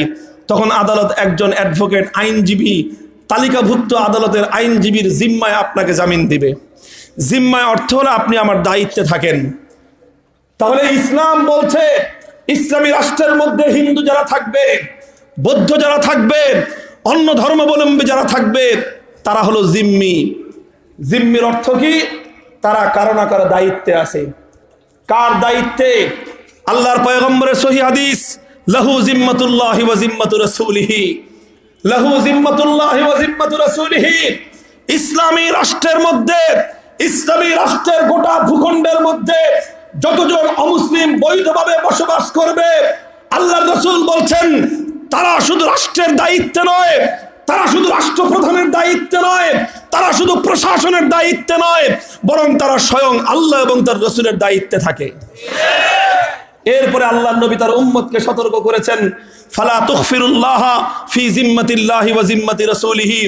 আমার উম্মত, কোন মুসলমানের উপর যদি আঘাত করিস সেটা তোর আর মুসলমানের ব্যাপার, কিন্তু কোন অমুসলিমের উপর যদি আঘাত করিস সেটা তোর আর আল্লাহর ব্যাপার। ভালো করে বুঝেন, ভালো করে বুঝেন কোন ইসলাম সম্পর্কে আজকে সমাজের মধ্যে আতঙ্ক তৈরি করার চেষ্টা করা হচ্ছে, কোন ইসলাম সম্পর্কে আজকে সমাজে ভীতি তৈরি করবার চেষ্টা করা হচ্ছে। যে ইসলাম বলে মুসলমানকে আঘাত করলে তার বিচার মুসলমান করবে, হিন্দুকে আঘাত করলে তার বিচার কে করবে? আনো পৃথিবীতে অন্য কোন তন্ত্র আছে এমন? আনো আর কোন মতবাদ, আর কোন রাষ্ট্র ব্যবস্থা আছে এমন যে একজন সংখ্যালঘু অমুসলিম একজন ভিন্ন ধর্মাবলম্বীকে এতটা সেফটি, এতটা নিরাপত্তা দিয়েছে? আমি চ্যালেঞ্জ করে বলতে পারি এই পৃথিবীতে ইসলাম ছাড়া দোসরা কোনো মতবাদ এমন নাই। মুহতারাম হাজিরিন, এই ইসলামী রাষ্ট্র ব্যবস্থার কোনটা বলবো আমি? এক মাহফিলে কয়টা কথা বলবো? আখেরি একটা পয়গাম দিয়ে আমি আমার আলোচনা শেষ করছি। মক্কা বিজয়ের কথা, ইসলামী রাষ্ট্র ব্যবস্থার কথা, আল্লাহর কোরআন শুরু থেকে শেষ পর্যন্ত অধ্যয়ন করবার পর ইসলামী রাষ্ট্র ব্যবস্থা এর মৌলিক একটা নীতির কথা যেটা বুঝে আসে, আল্লাহ পাক রব্বুল আলামিন সমস্ত পয়গম্বরদেরকে দুনিয়াতে পাঠিয়েছিলেন যে উদ্দেশ্যে। কোরআনে পাকের সূরাতুল হাদীদ বলে, লাকাদ আরসালনা রুসুলানা বিল বায়্যিনাতি ওয়াল হুদা ওয়া আনজালনা মাআহুমুল কিতাবা ওয়াল মিজান লিয়াকুমান নাসু বিল কিসত। আল্লাহ বলছেন, আমি আমার জগতের মধ্যে এই পৃথিবীতে যত নবী রাসূল প্রেরণ করেছি, আদম আলাইহিস সালাতু ওয়াস সালাম থেকে নিয়ে শুরু করে আখেরি নবী মুহাম্মদুর রাসূলুল্লাহ সাল্লাল্লাহু আলাইহি ওয়াসাল্লাম পর্যন্ত যত নবী, যত রসুল, যত পয়গম্বর দুনিয়াতে আগমন করেছে, তাদের আগমনের একটা অভিন্ন উদ্দেশ্য ছিল, একটা মৌলিক উদ্দেশ্য ছিল, সেটা হলো মানব সমাজের মধ্যে ন্যায় বিচার এবং ইনসাফ কায়েম করা। ন্যায় বিচার এবং ইনসাফ কায়েম করা, এটা হলো বেসাতে পয়গম্বর, এটা বেসাতে রাসূলের অন্যতম উসুলি মাকসাদ। হযরত মাওলানা মুফতি শফি সাহেব রাহমাতুল্লাহি আলাইহি তার জগৎ বিখ্যাত তাফসীর মারিফুল কোরআনের মধ্যে সূরাতুল হাদীদের তাফসীরে কথা লিখেছেন স্পষ্ট ভাবে, নবীদের দুনিয়াতে আগমনের অন্যতম একটা মৌলিক উদ্দেশ্য হলো ন্যায় বিচার প্রতিষ্ঠা করা। আজ আমাদেরকে, আমরা যদি ন্যায় বিচারের কথা কই, তাহলে বলবো যে হুজুর নামাজের মাসলা করেন, ন্যায় বিচারের কথা আপনি বলতে আসছেন কেন? কথা ন্যায় বিচারের কথা বলবে কে? ন্যায় বিচারের কথা বলবে পলিটিশিয়ানরা, ন্যায় বিচারের কথা বলবে রাজনীতিবিদরা। কোন রাজনীতিবিদরা ন্যায় বিচারের কথা বলবে? যারা শুধুমাত্র নিজের ক্ষমতার মসনদ দখল করবার জন্য ভাইয়ের বুকের মধ্যে যে বুলেট ছুড়ে, ওই রাজনীতিবিদের দ্বারা কোনোদিন ন্যায় বিচারের কথা আসতে পারে না। আজ আমরা এমন এক পুঁতি দুর্গন্ধময় প্রতিযোগিতামূলক রাজনীতির যাতা করে পিষ্ট হচ্ছি, যে রাজনীতি আমাদেরকে বুলেটের আঘাত করে আমার মায়ের বুক থেকে তার সন্তানকে কেড়ে নেয়, যে রাজনীতি আজকে আমাদের সমাজের মধ্যে অন্ধকারের মধ্যে আগুন জ্বালিয়ে দিয়ে রাস্তায় রাস্তায় মানুষকে হত্যা করে, যে রাজনীতির কারণে আজকে আগুনে পুড়ে আমার অসংখ্য মায়ের বুক খালি হয়। ন্যায় বিচারের কথা ওই রাজনীতিবিদদের কাছ থেকে শোনা আজকে আমাদের জন্য দুরূহ হয়ে দাঁড়িয়েছে। কথা ঠিক না বেঠিক? ন্যায় বিচারের কথা বলতে হবে আলেম সমাজকে, যারা ওয়ারাসাতুল আম্বিয়া, যারা নায়েবে নবী, তারা যদি ন্যায় বিচারের কথা না বলে, তাহলে নায়েবে নবীর দাবি তাদের জন্য মিথ্যা হয়ে যাবে। আমি বলছিলাম মুহতারাম হাজিরিন, সমস্ত পয়গম্বরদের আগমনের মৌলিক একটা লক্ষ্য এবং উদ্দেশ্য হলো দুনিয়াতে ন্যায় বিচার কায়েম করা, ইনসাফ প্রতিষ্ঠা করা। মক্কা বিজয়ের এই ঐতিহাসিক লগনে আল্লাহর নবী, মানবতার নবী, ন্যায় বিচারের মূর্ত প্রতীক নবী মুহাম্মদ আরবি সাল্লাল্লাহু আলাইহি ওয়াসাল্লাম এক অনন্য নজির কায়েম করেছিলেন এই ইনসাফ এবং ন্যায় বিচারের। বুখারী শরীফ সহ সমস্ত হাদিসের কিতাবগুলোর মধ্যে ঘটনা বর্ণিত হয়, যেদিন মক্কা বিজয় হলো, আল্লাহর পয়গম্বরের হাতে মক্কার পরিপূর্ণ ক্ষমতা। নবী হলেন আজ মক্কার রাষ্ট্রনায়ক, তিনি হলেন খলিফাতুল মুসলিমিন, তিনি হলেন চিফ জাস্টিস, তিনি হলেন প্রধান বিচারপতি। মক্কা বিজয়ের পরের দিন পবিত্র মক্কার মধ্যে একটা অপরাধ সংগঠিত হলো, একটা চুরির অপরাধ। একজন চুরি করলো, চুরি করে সে ধরাও পড়লো। চুরি সাধারণ কোনো চোর নয়, একজন মহিলা মানুষ চুরি করেছে এবং সেই চোর মহিলা ধরাও পড়লো। চোর মহিলা ধরা পড়বার পর দেখা গেল ওই মহিলা সাধারণ কোনো মহিলা নয়, একজন উচ্চ পদস্থ সম্ভ্রান্ত একটা পরিবারের মহিলা। বুখারীর হাদিসের কিতাবের মধ্যে যার নাম বর্ণিত হয় ফাতেমায়ে মাখজুমিয়া, বনু মখজুম গোত্রের ফাতেমা নামনি একজন মহিলা। যখন চুরি ধরা পড়লো, এবার বনু মখজুমের লোকেরা তারা পেরেশানিতে পড়ে গেল, দুশ্চিন্তাগ্রস্ত হয়ে গেল। বনু মখজুম এটা হলো কুরাইশ বংশের একটা অভিজাত পরিবার, সেই অভিজাত পরিবারের মেয়ে চুরি করে ধরা পড়েছে। এবার তারা দুশ্চিন্তার মধ্যে পড়ে গেল। কি দুশ্চিন্তা? তারা চিন্তা করলো, এখন তো আর আগের দিনের জাহেলি বিচার ব্যবস্থা নাই, এখন তো মক্কায় নবী মুহাম্মদের দিন কায়েম হয়েছে, এখন তো মক্কায় ইসলামের ন্যায় বিচার কায়েম হয়েছে, মক্কায় এখন কোরআনের বিচার ব্যবস্থা কায়েম হয়েছে। আর কোরআনের বিচার হলো আস-সারিকু ওয়াস-সারিকাতু ফাক্তাহু আইদিয়াহুমা জাযাআম বিমা কাসাবা নাকালাম মিনাল্লাহ। চোর যদি চুরি করে কোন নিরাপদ জায়গা থেকে মূল্যবান কোন বস্তু যদি চুরি করে, নারী হোক অথবা পুরুষ হোক, তার ওই চুরি যদি উপযুক্ত সাক্ষ্যের মাধ্যমে আদালতের সামনে প্রমাণিত হয়ে যায়, তাহলে আল্লাহর বিচার হলো সেই চোর নারী অথবা পুরুষের হাত কেটে দাও। মুহতারাম হাজিরিন, কুরাইশের লোকেরা দুশ্চিন্তাগ্রস্ত হয়ে গেল। এখন তো কোরআনের বিচার অনুযায়ী এই ফাতেমায়ে মাখজুমিয়া, বনু মখজুম গোত্রের ফাতেমার তো হাত কাটা যাবে। হাত তো কাটা যাবে শুধুমাত্র একটা মেয়ের, কিন্তু নাকটা তো কাটা যাবে গোটা বংশের। হাত কাটা যাবে একজন অপরাধীর, কিন্তু নাক তো কাটা যাবে গোটা কুরাইশ বংশের। কারণ এই মেয়েটার যখন হাত কাটা যাবে, তখন সেই কর্তৃত হাত নিয়ে যখন সমাজে চলাফেরা করবে, মানুষের কাছে প্রশ্ন উদ্রেক হবে, এর হাত কাটা কেন?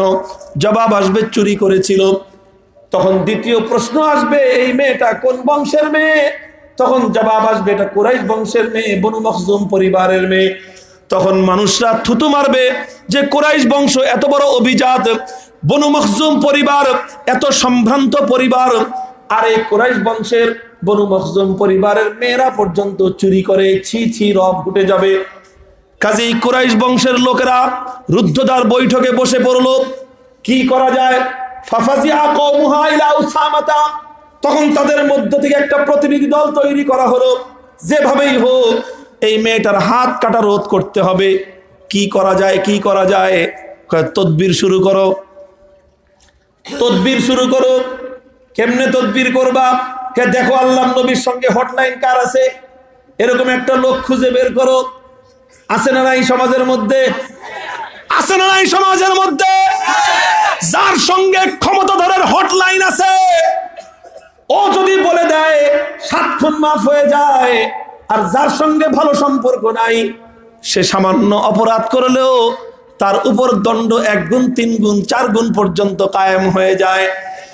মুহতারাম হাজিরিন, বনু মখজুম গোত্রের লোকেরা তারা একটা হটলাইন তালাশ করলো আর পেয়ে গেল। আল্লাহর নবীর সঙ্গে কার অন্তত খুব অন্তরঙ্গ সম্পর্ক কার, এরকম একটা লোক খুঁজে পেল। নাম হলো তার উসামা ইবনে যায়েদ। সম্পর্কে আল্লাহর নবীর পালক পুত্রের ছেলে, নবীর সঙ্গে দাদা নাতির সম্পর্ক। ইতিহাসের মধ্যে, হাদিসের কিতাবের মধ্যে উসামাকে বলা হয় হিব্বু রাসূলিল্লাহি সাল্লাল্লাহু আলাইহি ওয়াসাল্লাম। উসামা ইবনে যায়েদের উপাধি হলো আল্লাহর নবীর প্রিয় পাত্র। আর কাউকে এই উপাধি দেওয়া হয় নাই। আল্লাহর নবী উসামাকে এত ভালোবাসতেন, নবীজির কোনো ছেলে তো বড় ছিল না, সব ছেলেরা অল্প বয়সে মারা গেছে। নবীজির পালক ছেলে ছিল যায়েদ ইবনে হারেসা, ওই পালক ছেলের ঘরের ছেলে হলো উসামা। এই জন্য নবীজি তাকে এত বেশি ভালোবাসতেন, মক্কা বিজয়ের দিন নবীর সঙ্গে একই উটের পিঠে আর কেউ জায়গা পায় নাই, উসামা একমাত্র নবীর পিঠে সওয়ার হয়ে মক্কার বিজয়ের দিন ঢুকছে তিনি। উসামাকে গিয়ে ধরলো বনু মখজুমের লোকেরা, যে উসামা যেভাবেই হোক নবীজিকে বলে ম্যানেজ করতে হবে, নবীজিকে বলে ম্যানেজ করতে হবে, এই মেয়েটার হাত কাটা চলবে না। উসামা রাদিয়াল্লাহু তাআলা আনহু বয়সে তরুণ মানুষ, ঘটনার এতটা গভীরতায় তিনি পৌঁছতে পারেন নাই। তিনি বললেন, ঠিক আছে, আমি আল্লাহর নবীর কাছে পৌঁছে দেব। উসামা গেলেন নবীজির কাছে। নবীজির কাছে গিয়ে বলেন, ইয়া রাসূলুল্লাহ, একটা বিচার আসবে আপনার কাছে। এই বিচারের অপরাধী একজন মহিলা, সেই মহিলাটার নাম হলো ফাতেমা মখজুমিয়া। মখজুম বনু মখজুম গোত্র হলো আল্লাহর পয়গম্বরের দাদির গোত্র, অর্থাৎ নবীজির সঙ্গে যার বিরাট কানেকশন, রক্তের সম্পর্ক। উসামা বলল, ওগো আল্লাহর পয়গম্বর, যদি ওই মেয়েটার হাত কাটা যায়, তাহলে আপনার গোটা বংশের নাক কাটা যাবে, আপনার দাদির পরিবারের সম্মান এবং তাদের ইজ্জত ধুলোয় মিশে যাবে। সুতরাং যেভাবেই হোক এই মেয়েটার হাত রক্ষা করবার জন্য একটা ব্যবস্থা আপনি করবেন। উসামা রাদিয়াল্লাহু আনহু যখন এই কথাটা বললেন, মুহতারাম হাজিরিন, হাদিসের কিতাবগুলোর মধ্যে লেখা হয় ফাতালাওয়ানা ওয়াজহু রাসূলিল্লাহি সাল্লাল্লাহু আলাইহি ওয়াসাল্লাম। কথাটা বলবার সঙ্গে সঙ্গে আল্লাহর পয়গম্বরের চেহারাটা রক্তিম বর্ণ ধারণ করলো, লাল হয়ে গেল নবীর চেহারা। আমার নবী যখন রাগান্বিত হতেন, মনে হতো ইহমাররা ওয়াজহুহু ফাকান্নামা ফুকিয়া ফি ওয়াজিনাতাইহি হাব্বুর রুম্মান। মনে হতো নবীজির এই সুন্দর ফর্সা গালের মধ্যে যেন বেদানার রস ছিটিয়ে দেওয়া হয়েছে, এমন রক্তিম বর্ণ ধারণ করত। নবীর চেহারা লাল হয়ে গেল, নবীজি কাঁদতে আরম্ভ করলেন। উসামাকে ধমক দিলেন, আতাশফাউ ফি হাদ্দিন মিন হুদুদিল্লাহ, হে উসামা, আজ কোরআনের ন্যায় বিচার কায়েম হবে, আর সেই বিচারের আগে তুমি তদবির করবার জন্য আমার কাছে এসেছো। হুঁশিয়ার করে দেই, খবরদার উসামা, ভবিষ্যতে তোকে আমি ভালোবাসি, তুই আমার প্রিয় পাত্র, কিন্তু খবরদার আর কোন তকবীর নিয়ে যেন তোকে কোনোদিন আমার ধারে কাছে না দেখা যায়। এরপর এখানেই শেষ নয়, আল্লাহর নবী মক্কার মানুষদেরকে ডাকলেন। ফালাম্মা কানাল আশিয়্যু কামা রাসূলুল্লাহ সাল্লাল্লাহু আলাইহি ওয়াসাল্লাম, বিকাল বেলা যখন নামাজ শেষ হয়ে গেল, আল্লাহর নবী পবিত্র মসজিদে হারামের মধ্যে বাইতুল্লাহর সামনে দাঁড়িয়ে সদ্য বিজিত মক্কার জাতির উদ্দেশ্যে ঐতিহাসিক ভাষণ দিলেন। আল্লাহর নবীজি জাতির উদ্দেশ্যে ভাষণ দিলেন। আজ আমরা বিশ্ব নেতাদের কাছ থেকে বিশ্ববাসীর উদ্দেশ্যে ভাষণ শুনি, আজ আমরা জাতীয় নেতাদের কাছ থেকে জাতির উদ্দেশ্যে ভাষণ শুনি। আর সেদিনও মক্কার মানুষ জাতির উদ্দেশ্যে মক্কার বিজয়ী মহাবীর, মক্কার রাষ্ট্রনায়ক খলিফাতুল মুসলিমিন নবী পাক মুহাম্মদ আরবি সাল্লাল্লাহু আলাইহি ওয়াসাল্লামের বক্তব্য শুনেছিল। মুহতারাম হাজিরিন, আল্লাহর নবী কি বলেছিলেন? নবীজি বুঝতে পেরেছিলেন উসামা একা আমার কাছে এসেছে, কিন্তু কথাটা উসামার শুধু একার নয়, উসামাকে মক্কার কুরাইশ আমার বংশের লোকেরা ওরা আমার কাছে পাঠাইছে। কাজেই শুধু উসামা একা ওকে ধমক দিলে কাজ চলবে না। এটা এমন একটা অন্যায়, এই অন্যায় মক্কার মাটির রঙে রঙে মিশে গিয়েছে। সুতরাং এটা গোটা মক্কার মানুষের অন্তর থেকে এই অন্যায়ের বিষ সহ উপড়ে ফেলতে হবে। নবীজি মক্কার জনগণকে একত্রিত করে ঘোষণা দিলেন, দেখো হে মক্কাবাসী, ইন্নামা আহলাকা মান কানা ক্বাবলাকুম ইযা সারাকা ফীহিমুদ দাঈফ আকামু আলাইহিল হাদ ওয়া ইযা সারাকা ফীহিমুশ শরীফ তারাকুহু। হে আমার মক্কার, আমার বংশের কুরাইশের লোকেরা, হে আমার মামুর বংশের বনু মখজুমের লোকেরা, হে আমার রক্তের আপনজনেরা, তোমরা শুনে রাখো, পৃথিবীতে আল্লাহ পাক রব্বুল আলামিন অনেক জাতিকে এই ভূপৃষ্ঠ থেকে ধ্বংস করে দিয়েছেন, ওদের অস্তিত্ব বিলুপ্ত করে দিয়েছেন। কি অপরাধে? শুধু নামাজ পড়ে নাই, নামাজ না পড়বার অপরাধে আল্লাহ পৃথিবীর বুক থেকে কোনো জাতিকে ধ্বংস করে দেন নাই, শায়েস্তা করেছেন। আল্লাহর ইবাদত না করবার অপরাধে আল্লাহ পৃথিবীর বুক থেকে কোনো জাতিকে নিশ্চিহ্ন করে দেননি, কিন্তু আল্লাহ পাক অনেক জাতিকে নিশ্চিহ্ন করে দিয়েছেন এই অপরাধে। যখন ইজা সারাকা ফীহিমুদ দাঈফ আকামু আলাইহিল হাদ, ওই সমাজের দুর্বল মানুষ যখন কোনো অপরাধ করত, কোনো অন্যায় যখন দুর্বলরা করত, খেটে খাওয়া মানুষ, কৃষক, শ্রমিক, মজদুর, রিকশাওয়ালা, ভ্যান গাড়ি চালক, নৌকার মাঝি, ঠেলা গাড়ি চালক, এরা যখন অপরাধ করত, তখন সেই দুর্বলের উপর আইনের শাসন 100 ভাগের জায়গায় 200 ভাগ কায়েম করত। দুর্বল পাওয়া গেছে, দুর্বল পাওয়া গেছে, ওর উপর আইনের শাসন 100 ভাগের জায়গায় 200 ভাগ কায়েম কর, কারণ ওকে শাস্তি দিলে ওর মুক্তি চেয়ে কোনো মিছিল বের হবে না। ওরে জনমের মতো পিটা, কারণ ওরে পিটাইলে ওর মুক্তি চেয়ে ওর জন্য কোনো পোস্টার সাটানো হবে না। ওরে ফাঁসি কাস্টে ঝুলাই দে, কারণ ওরে বিচার করলে ওর পক্ষে কথা বলবার মতো সমাজে শক্তিশালী কেউ নাই। এই জন্য পূর্ববর্তী জাতিরা দুর্বল মানুষের উপর কোনো অপরাধ করলে আইনের শাসন 100 ভাগের জায়গায় 200 ভাগ কায়েম করত। ওয়া ইজা সারাকা ফীহিমুশ শরীফ, আমি গল্প বলতেছি না, বুখারীর হাদিস বলতেছি। বুখারী শরীফের হাদিস তো সারা জীবন শুনছেন, সূরা ফাতিহা নামাজের মধ্যে পড়া লাগবে কি লাগবে না, তাই না? আর আমিন আসতে বলবেন না, জোরে বলবেন। সারা জীবন তো খালি বুখারী শরীফের এই হাদিসই শুনছেন। বুখারী শরীফের মধ্যে যেরকম সূরা ফাতিহার মাসলা আছে, যেই বুখারী শরীফে আমিনের মাসলা আছে, যেই বুখারীর মধ্যে রফিয়া দাইনের মাসলা আছে, যেই বুখারীর মধ্যে এই সমস্ত মাসলা আছে, সেই বুখারীর মধ্যে ইসলামী রাষ্ট্র কিভাবে কায়েম করতে হবে সেই হাদিসও আছে। বিচার ব্যবস্থা কিভাবে কায়েম চলবে সেই কথাও বুখারী শরীফের হাদিসের মধ্যে আছে। দুঃখ আর আফসোস লাগে আজ মুসলমান শুধু মাসলা মাসাইলের মধ্যে বুখারী শরীফ খুঁজো, রাষ্ট্র, বিচার ব্যবস্থা, অর্থনীতি, রাজনীতির ক্ষেত্রে তখন আর তোমাদের বুখারী শরীফের দরকার পড়ে না, কোরআনের দরকার পড়ে না। এই জাহিলিয়াত বদলাও, এই জাহিলিয়াত বদলাও। কিয়ামত পর্যন্ত শুধুমাত্র এভাবে চললে উম্মতের মুক্তি মিলবে না, জাতি হিসেবে মাথা উঁচু করে দাঁড়াতে পারবে না।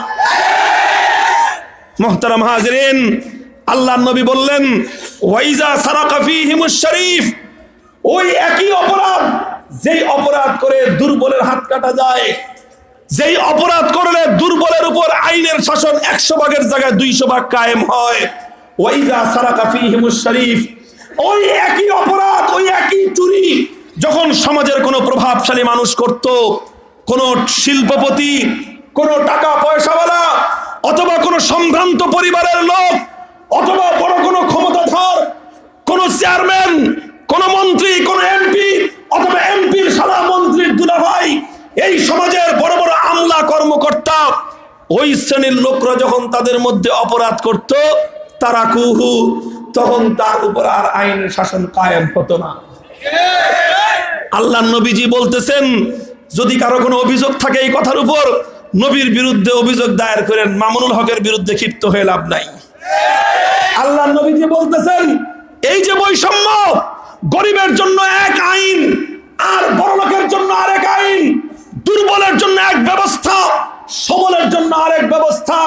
যখন কোন সমাজের মধ্যে এই বৈষম্য কায়েম হয়, আমার আল্লাহ এই বৈষম্যের কারণে এতটাই রাগান্বিত, ক্ষুব্ধ, খোদার গজব হয়, গোটা জাতিকে আল্লাহ পাক পৃথিবীর বুক থেকে ধ্বংস করে দেন। মুহতারাম হাজিরিন, নবীজি বললেন, অনেক জাতিকে আল্লাহ পাক এই জন্য ধ্বংস করে দিয়েছে। আজ তোমরা চাচ্ছ যে আমি নবী মুহাম্মদ, আমার পরিবারের মেয়ে, আমার আত্মীয়, আমার রক্তের সম্পর্ক, আমার ঘনিষ্ঠজন, এই কারণে আমি যেন তার উপর আইনের শাসন, কোরআনের বিচার যেন বাস্তবায়ন না করি, আমি যেন তার উপরে আল্লাহর আইন প্রয়োগ না করি, এটা তোমরা আমার দ্বারা চাচ্ছ। আল্লাহ, লাউ আন্না ফাতিমাতা বিনত মুহাম্মাদিন সারাকাত লাকাতাতু ইয়াদাহা, আমার নবী বললেন, আমি আল্লাহর নামে শপথ করে বলছি, আজকে আমার মামুর পরিবারের ফাতেমা নয়, আজকে যদি আমি নবী মুহাম্মাদের কলিজার টুকরা কন্যা, জান্নাতের মেয়েদের সরদারনি হাসান হোসেইনের মা ফাতেমা যদি আজকে চুরি করে ধরা পড়তো, খোদার কসম, আমি আল্লাহর নবী আমার মেয়ের হাত কেটে দিতে এতটুকু দ্বিধা করতাম না। কোন নবীর উম্মত? হে উম্মত মুহাম্মাদি, কোন নবীর উম্মত তোমরা? যেই নবী রাতের বেলায় তাহাজ্জুদ পড়ে চোখের পানি ছাড়তেন, যেই নবী উম্মতের জন্য হাত উত্তোলন করে খোদার দরবারে ফরিয়াদ করতেন, সেই নবী বিচারকের আসনে বসে বলতেন, আমার মেয়ে যদি চুরি করে ধরা পড়তো, খোদার কসম, আমি আমার মেয়েকেও ছেড়ে কথা বলতাম না। মুহতারাম হাজিরিন, আমি আর বেশি কথা বলবো না, শুধু এতটুকু কথা বলতে চাই, আজ 360 আউলিয়ার দেশ, শাহজালালের নামে আমরা বাংলাদেশে ঢুকি, শাহজালালের নামে বাংলাদেশ থেকে বের হই। কথা ঠিক না বেঠিক? বাংলাদেশে ঢুকতে হলে হযরত শাহজালাল ইন্টারন্যাশনাল এয়ারপোর্ট, বাংলাদেশ থেকে বের হতে হলে হযরত শাহজালাল ইন্টারন্যাশনাল এয়ারপোর্ট, এদিক থেকে আসলে ওদিক থেকে গেলে শাহ আমানত ইন্টারন্যাশনাল এয়ারপোর্ট। যে দেশে 360 আউলিয়া ঘুমিয়ে আছে, যে দেশে 3.5 লক্ষ মসজিদের মিনার থেকে প্রতিদিন সকাল সন্ধ্যা আল্লাহু আকবরের আযান ধ্বনিত হয়, আজ সেই দেশে এ কথা আমি অন্ত বলতে বাধ্য। গত কয়েকদিন আগে একটা পত্রিকার রিপোর্ট দেখলাম, জাতীয় পত্রিকায়, একজন রিক্সা চালক 12 বছর জেল খাটার পর তার সম্পর্কে রায় হয়েছে বেকসুর খালাস। কি হয়েছে? আরে কি হয়েছে? বেকসুর খালাস বুঝেন? অর্থাৎ তুমি কোনো অন্যায় করো নাই, 12 বছর আগে তোমার জেলে ভরে রাখছিলাম, সরি, যাও গিয়া। 12 বছর জেলখানার খাটবার পর এখন 12 বছর পরে বলতেছে সরি, কিছু মনে করো না, তুমি যাও গিয়া। ওই বেটা এখন জেলখানার 4 দেয়ালের ভিতর থেকে বের হয়ে এসে বলতেছে, 12 বছর আগে আমি যখন জেলখানায় ঢুকেছিলাম, তখন আমার ছোট্ট বেগুনা একটা মাসুম বাচ্চা ছিল, তখন আমার একজন যুবতী স্ত্রী ছিল, তখন আমার একজন বৃদ্ধা মা ছিল। আমার এভাবে কারারুদ্ধ হওয়ার কারণে আমার মা তার সন্তানকে হারিয়ে চোখের অশ্রুতে বুক ভাসাতে ভাসাতে আমার সেই মাকে কবরবাসিনী হয়ে গিয়েছে। আমার যুবতী স্ত্রীর জীবন থেকে 12 বছরের স্বামীর সোহাগের সেই ইতিহাস মুছে গিয়েছে।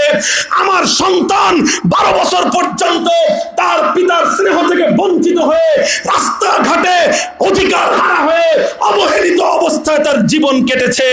হে সমাজ, আমি তোমার কাছ থেকে বেকসুর খালাস আজকে এই রায় চাই না, তুমি আমার সেই কবরবাসিনী মায়ের কোলে তার সন্তান ফিরিয়ে দাও। তুমি আমার যুবতী স্ত্রীর জীবনে 12 বছরের স্বামীর সোহাগ ফিরিয়ে দাও।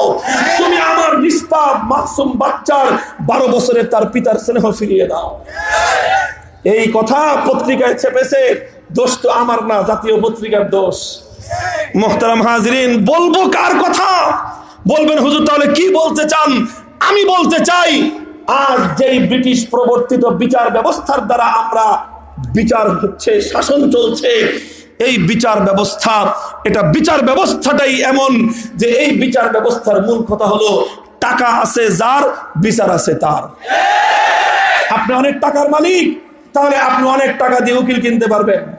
যদি কোনো আইনজীবী থাকেন, প্লিজ এক্সকিউজ মি, ক্ষমা করবেন আমাকে, আমি আপনাকে আঘাত করবার জন্য বলছি না, কিন্তু আমার সমাজের আজকে আমার সমাজের কায়েমি বিচার ব্যবস্থার কথাটা একটু আমাকে বলতে দেন। অনেক আইনজীবী, অনেক ব্যারিস্টার, অনেক উকিল, আই নো হিম, আমি ব্যক্তিগতভাবে তাদেরকে জানি, যারা বিনা পয়সায় অনেক দরিদ্রদেরকে আইনি সেবা দেন। তাদের কথা বাদ, কিন্তু তারা ধানের মধ্যে চিটার মতো 1000 উকিল খুঁজলে একজন এরকম খুঁজে পাওয়া যাবে না।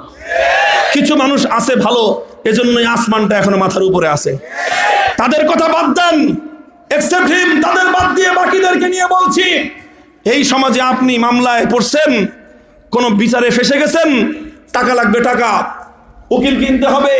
নিম্ন আদালত হলে অল্প রেট 5000, যদি উচ্চ আদালতে যান একজন উকিল ব্যারিস্টারকে নিয়ে দাঁড় করাইতে হলে 50,000 টাকা আগে রাত্রে আগাম তাকে পেড করে আসতে হবে। 50,000 টাকাও নাই, তাহলে আপনার পক্ষে ন্যায় বিচারও পাওয়ার সুযোগ নাই। আরে ভাই, ঘুরে আসছি, কোনো মুখস্থ কথা বলি না। অনেক একই মামলার কেস পার্টনার, একই মামলায় 10 জন আসামি। একটা বড় লোকের পোলা অ্যারেস্ট হওয়ার 7 দিনের মাথায় উকিল ধরছে, জামিন নিয়ে বের হয়ে গেছে।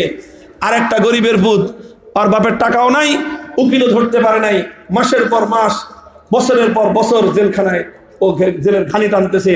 কারণ ওর বাবার টাকা নাই, ওর বাবার পক্ষে নামি দামি উকিল নাই, ওর বাবার পক্ষে নামি দামি উকিল নাই, এই জন্য ওর কপালে জামিন নাই। কথা ঠিক না বেঠিক? আল্লাহ পাক রব্বুল আলামিন এমন এক সমাজ ব্যবস্থা আমাদেরকে গড়বার তৌফিক দান করেন, যেই সমাজের রন্ধ্রে রন্ধ্রে ন্যায় এবং ইনসাফ কায়েম হয়। কথা ঠিক না বেঠিক?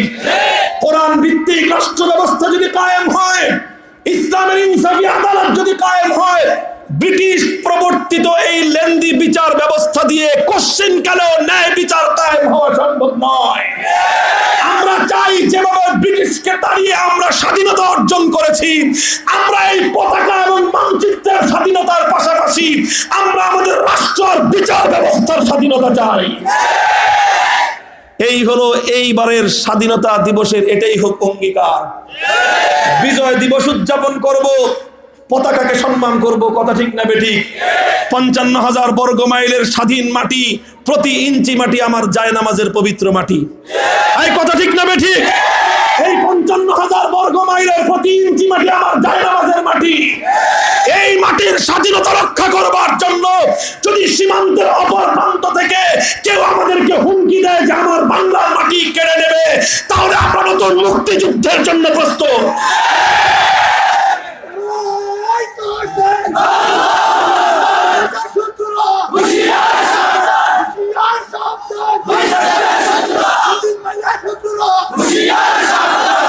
আল্লাহ পাক এই বাংলাদেশটাকে রক্ষা করুন।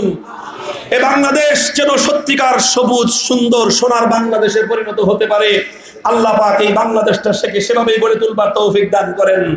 আর সেই সোনার বাংলাদেশ আমেরিকার আব্রাহাম লিঙ্কনের থিওরি দিয়ে হবে না, রাশিয়ার লেনিনের থিওরি দিয়ে হবে না। সোনার বাংলাদেশ গড়তে চাইলে সোনার মদিনার কোরআন সুন্নাহর বিধান জরুরি। কথা ঠিক না বেঠিক? তাহলে শপথ নিয়ে বাড়িতে ফিরবে, আগামী প্রত্যেকটা দিন প্রত্যেকটা রাত জীবনের প্রতিটি মুহূর্ত তোমার ব্যয় হবে আল্লাহর এই সবুজ জমিনে সোনার মদিনার সবুজ খেলাফতের ব্যবস্থা কায়েম করবার জন্য। কারা কারা রাজি আছো? কারা কারা রাজি আছো? আল্লাহ রাব্বুল আলামিন কবুল করুন, তৌফিক দান করেন। ওয়া আখিরু দাওয়ানা আলহামদুলিল্লাহি রাব্বিল আলামিন। আসসালামু আলাইকুম।